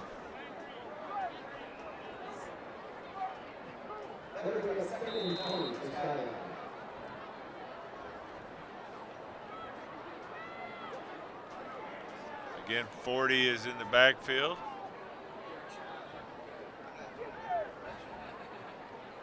Rothenberg scrambles, takes off. He's got 10 yards. And tackle, nice open field tackle. Not before he gets 12 yards. Tackle by number 15, Malik Eisman. Brings up second and about 8. That's a nice run by Rothenberg.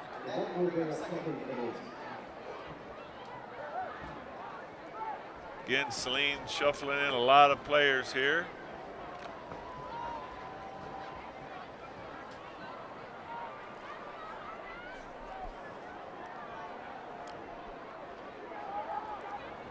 Rothenberg takes his back to snap. He's under pressure. Oh, and it was a well-defended play.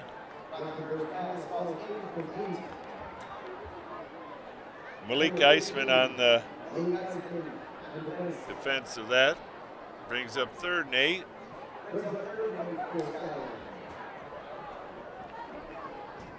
A nice play there by Eisman.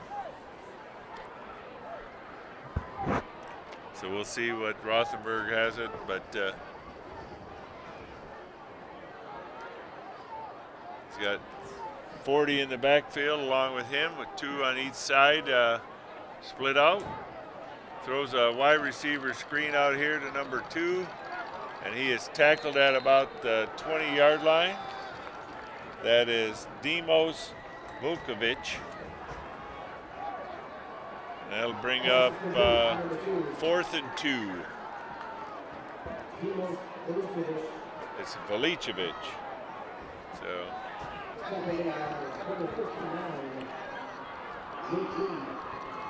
Nate Lee on the tackle.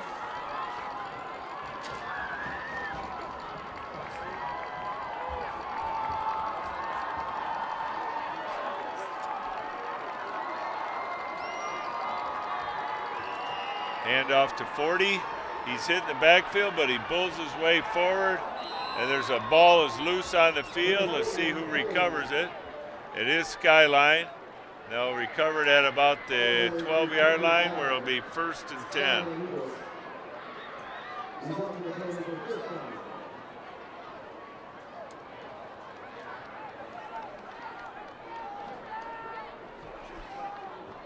So the defense was able to jar that ball loose, but Skyline fell back on it. And so it's been a long drive here in the start of the third quarter. It's with 2 minutes remaining, just over 2 minutes remaining.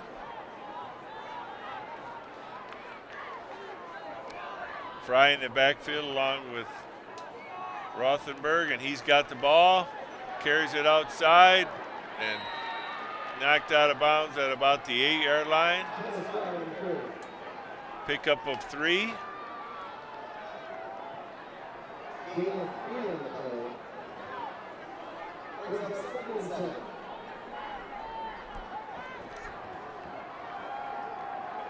Be 2nd and 7 with 1.5 minutes here remaining in the third quarter.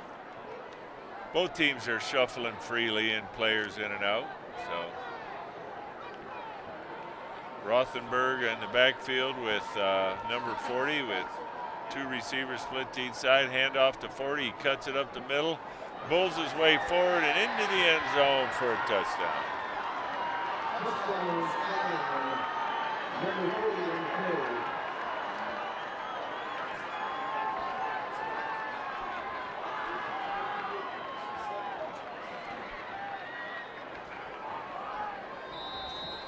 Just ask him who it is over here. Just knock on the door. For 40. You don't have to, you don't want to, but go ask.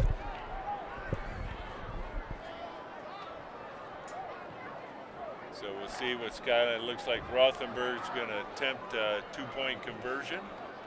Skyline's to attempt a 2-point conversion. There's a flag on it for delay of game. Flag on the field. Delay of game on Skyline.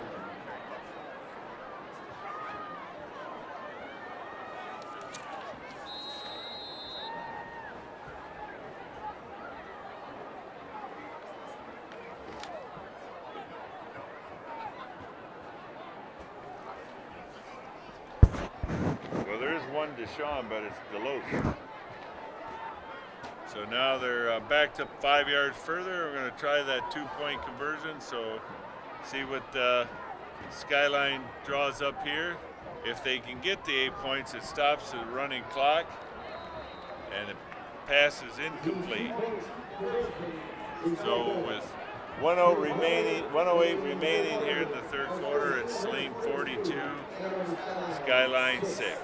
So you're going to see a new quarterback here in the second half. Number 28, Tommy Carr, will be your quarterback. It's CJ's little brother. So we'll see how he fares here. He's had some action already this year.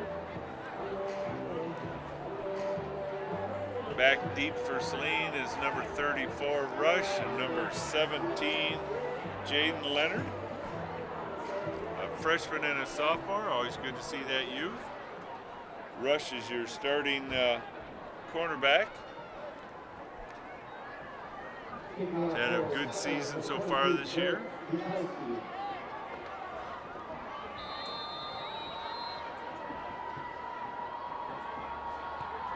.23, it's an onside kick, and it's fielded. Onside kick is recovered by number 12, Kyle Barbarino on the onside kick recovery. So it'll be 1st and 10 Saline at the 47-yard line. So again, Tommy Carr is coming in to quarterback the Hornets.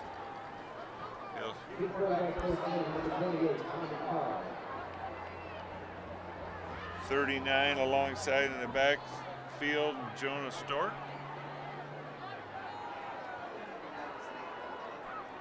Take that back, it's Nate Walther.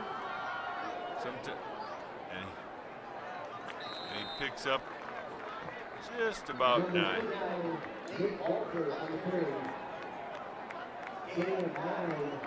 So Nate usually has number 23, but now he's got 39, so it's Nate Walper.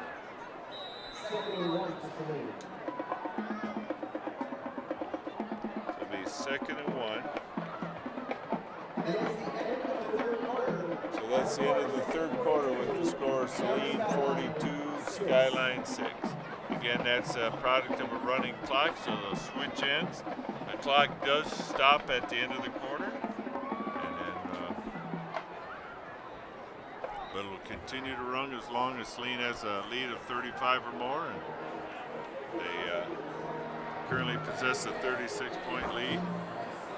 But that drive by Skyline for the touchdown ate up almost all of the third quarter, especially with the running clock.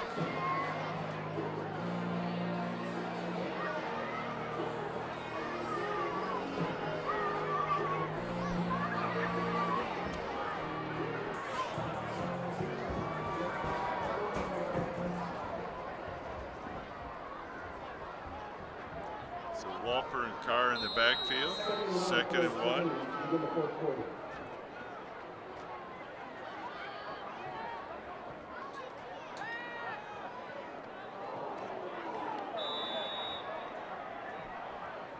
Carr's pass is incomplete.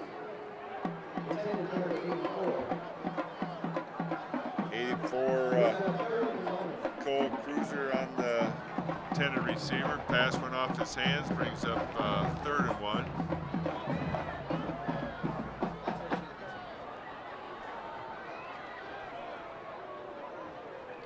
So again, Carr and Walper, hand off to Walper, carries it outside.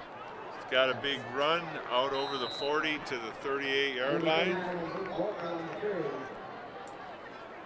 where it'll be first down Saline at the Skyline 38-yard line.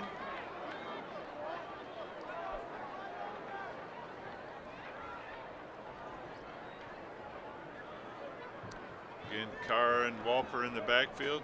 2 receivers split to both sides.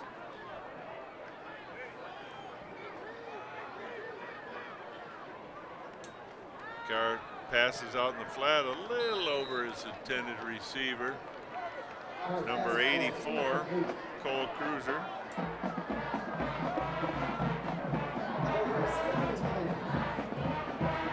We'll bring up 2nd and 10. 10.5 minutes remaining here in the contest.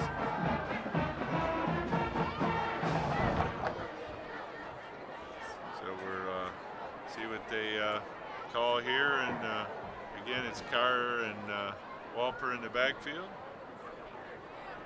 2 receivers to each side.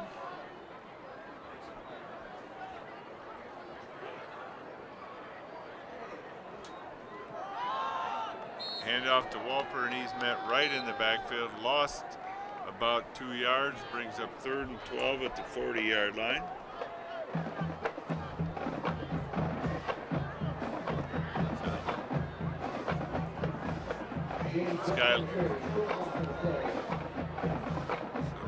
Tell me that was Rush on the play, Kerry.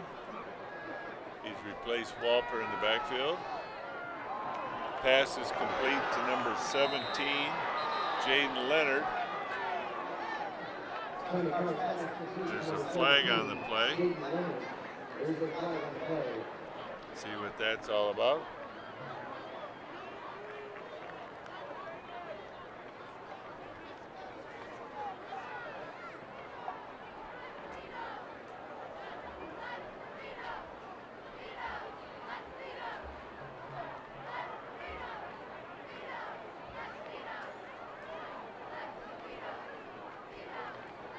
They're going to pick up the flag on it, so there's no penalty on the play. So depending where they spot the ball, does not appear they gave him his forward progression, so no gain on the play. It'll be 3rd and 12. High snap, pass intended for number 19, Noah Bonner. Goes off his hands and bring up 4th down.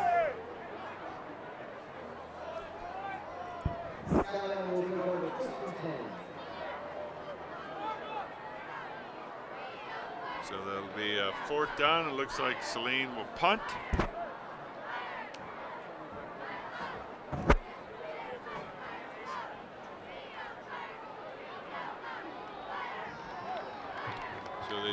a turnover on down, so the markers on the sideline were incorrect. So Skyline will take over. And the best part of that, they're going to mark it at the 40-yard line, where it's not where it was when the play had ended on the last time. So the officials are struggling a little bit tonight. But, that's okay. We got the second stringers in, and maybe we got the second string officials in too. But, here we go. Let's see who's in quarterback for Skyline. It is Rothenberg still. He's back to pass, throws it out in the flat. Ball is, what do they rule it? They rule it down even though he fumbled. Pick up a 5. 2nd and 5 at the 45-yard line.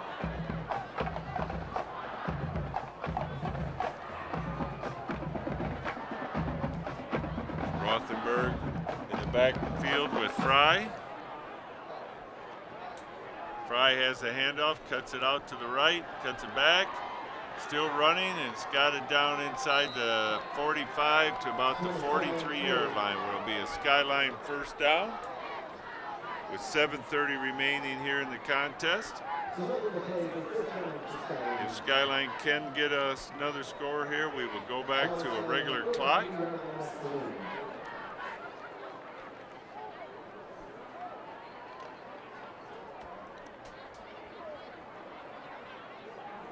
So it's Rothenberg and number 40 in the backfield.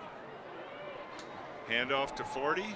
Carries it over the right side. Again, there's another fumble. That's about the 3rd. Let's see who's recovering. And it is Saline who comes up with the ball.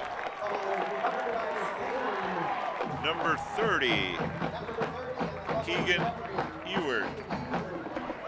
So Saline will take back over with clock stops on change of possession. Saline will take over on their own 38-yard line.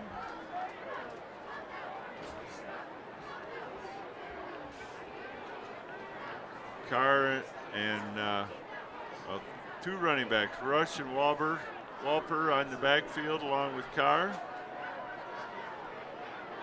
2 receivers to the far side. That's a delay of game penalty on Saline. That'll move the ball back 5 yards, bring up 1st and 15, back at the 33-yard line.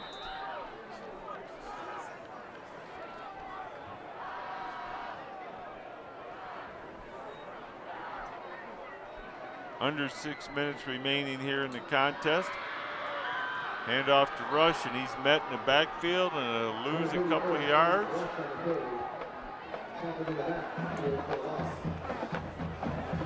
Brings up 2nd and 17 with about 5.5 minutes remaining here in the contest.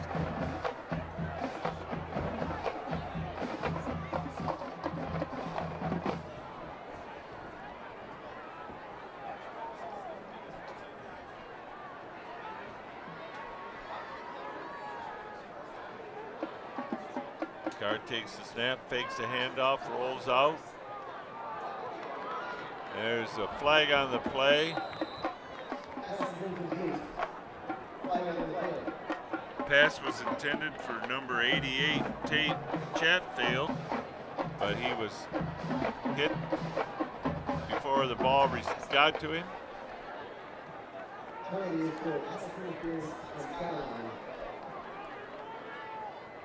They will mark off 10 yards and an automatic first down, I do believe. And that brings the ball out to the 46-yard line with just over 5 minutes remaining here in the contest.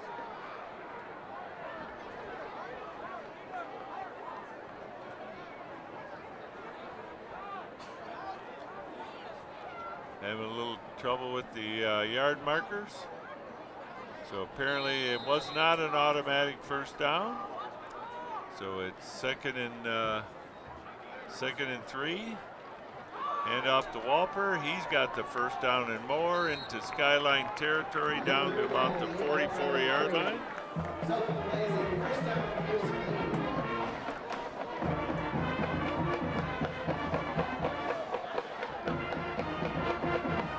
Comes up a little hobbled on that play. So Carr throws it out in the flat to number 16. He avoids the tackler, cuts it inside the 40, pushed out of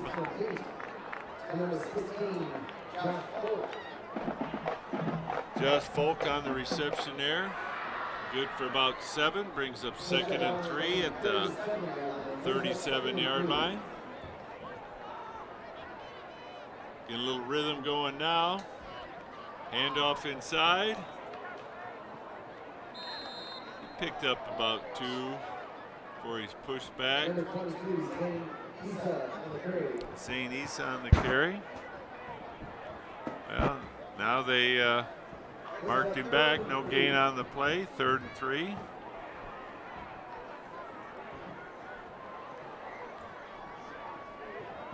Again, there's no rush with the running clock. Just over 3.5 minutes to go in the contest.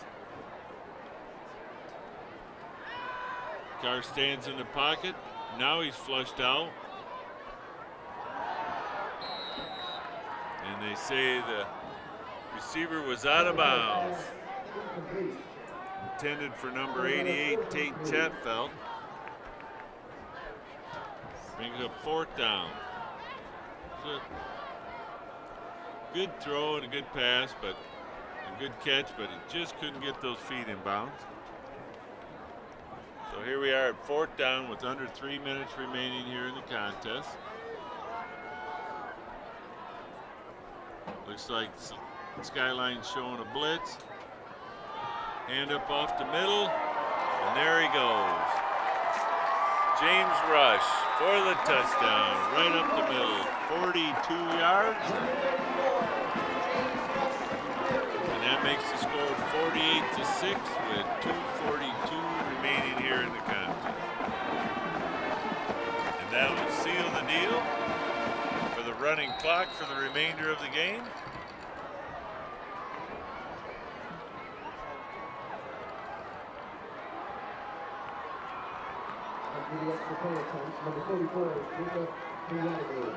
Pinyakalu on to attempt the extra point, number 44.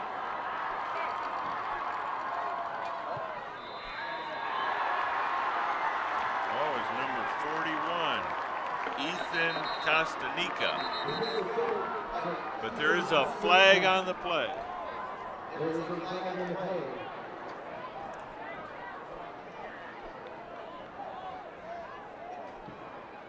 Extra point is good. Personal foul against Saline. It must have been after the extra point, probably unsportsmanlike.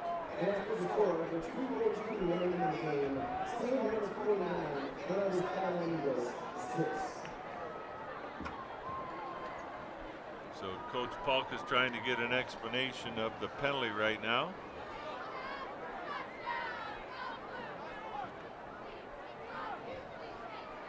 So if it's a 15-yarder, they're going to be kicking fairly deep in their own end here.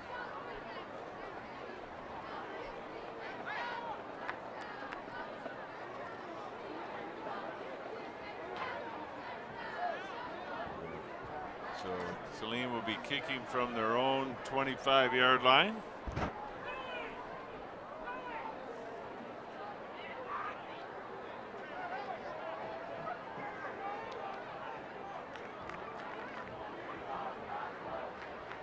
Let's see who's kicking off for Saline.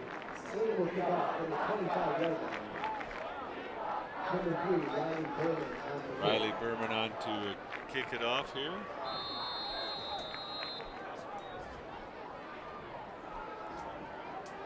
It looks like we may see something here.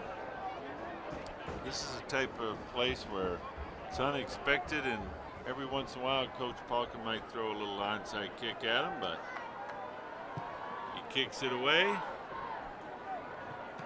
Bounces at about the 25, fielded by number 3, and he is tackled.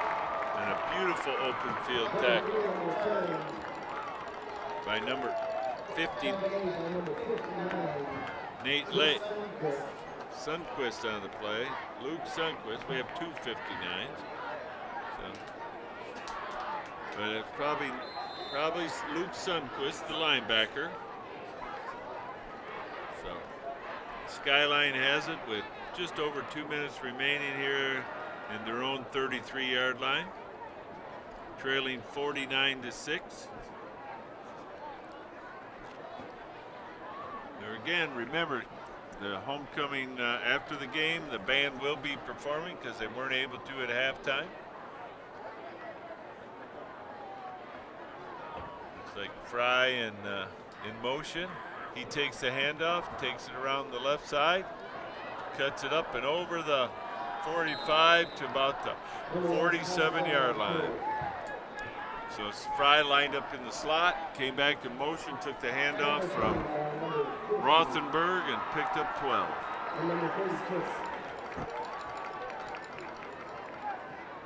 Andrew Black, one of the tacklers on that.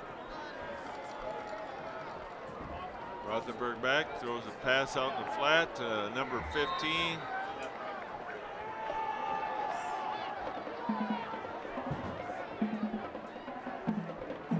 .37 on the tackle. One of those. So it brings up 2nd and 3. Under a minute remaining. Rothenberg throws it.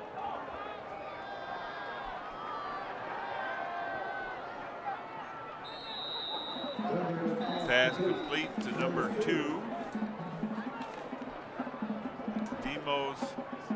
Lucevic. So but Skyline calls the timeout, their first of the second half. They have it first down at the Saline 33-yard line with 35.7 seconds remaining in the contest. I give the Skyline kids credit. There's no give up in them. They're trying to get another score here. They obviously were a little overmatched tonight, as they have been in most of their contests this year. But they're trying to get a second score. Really hoping to show some improvement over the season.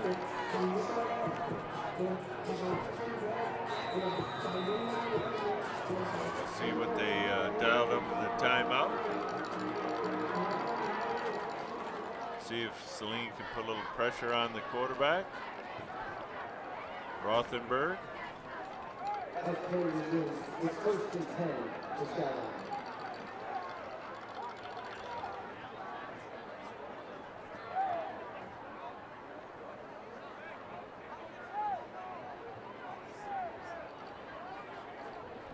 Seems to be a little confusion on the time, so they're calling up here in the press box.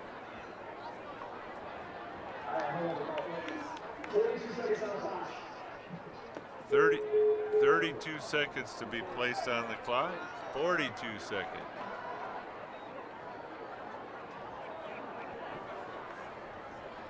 So they want us to reset the scoreboard to 42 seconds.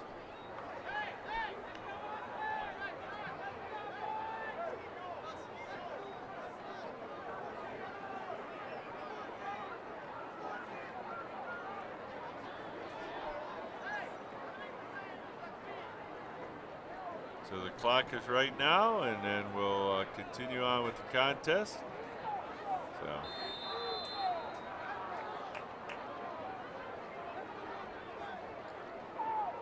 Rothenberg back to pass. He lost one up into the corner of the end zone. And the receiver became more defensive back on that. And they're slow to get up, but if he doesn't hustle back, they're And Skyline calls another timeout with 20 seconds remaining because the receiver looked like Fry on that play was a little tough to get up. So Skyline would like to try and get another 6 points on the board if at all possible. So they're going to use their second timeout. Again, like I say, coach is showing the kids there's no quit in this game. Play to the end, play to the final whistle. So, and Saline on the same end of it, the kids who have been backups want to make sure that they don't give up that second touchdown. That was very, very good coverage on that last play.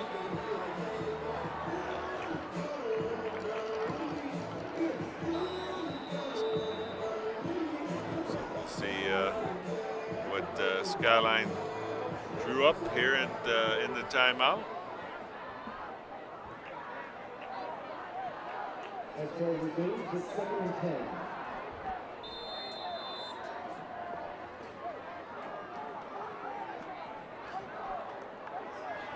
Rothenberg back to pass, again throwing the end zone, similar type play.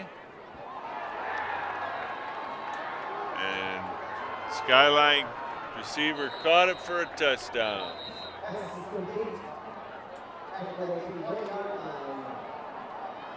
Timeout Skyline. Apparently it wasn't in the end zone. He was tackled at the 1. So it'll be 1st and goal to go from the 1 with 3.9 seconds remaining, and that was Skyline's last timeout. So this should be, barring a penalty, defensive penalty, this should be the last play of the contest. So there was some hand fighting on that play, but number 15 came up with the ball and gives Skyline an opportunity. That was the tight end Luis Ramos Gustavos. So we'll see what they try. Wouldn't surprise me if looks like Mr. Fry is back in the contest, and he's been their do-it-all-back tonight with Rothenberg. And they do hand it off to Fry, and he is met in the backfield and tackled for a loss. Jason Lapascu, and that made the tackle for a loss, and that ended the contest with your final score: Saline 49 and Arbor-Skyline 6. So we're on the road next week. But we'll be back here in 2 weeks, so we look forward to having you all tune in. Again, the final score is Saline 49, Ann Arbor Skyline 6. This is Mitch Gashi signing off. Good night, everyone.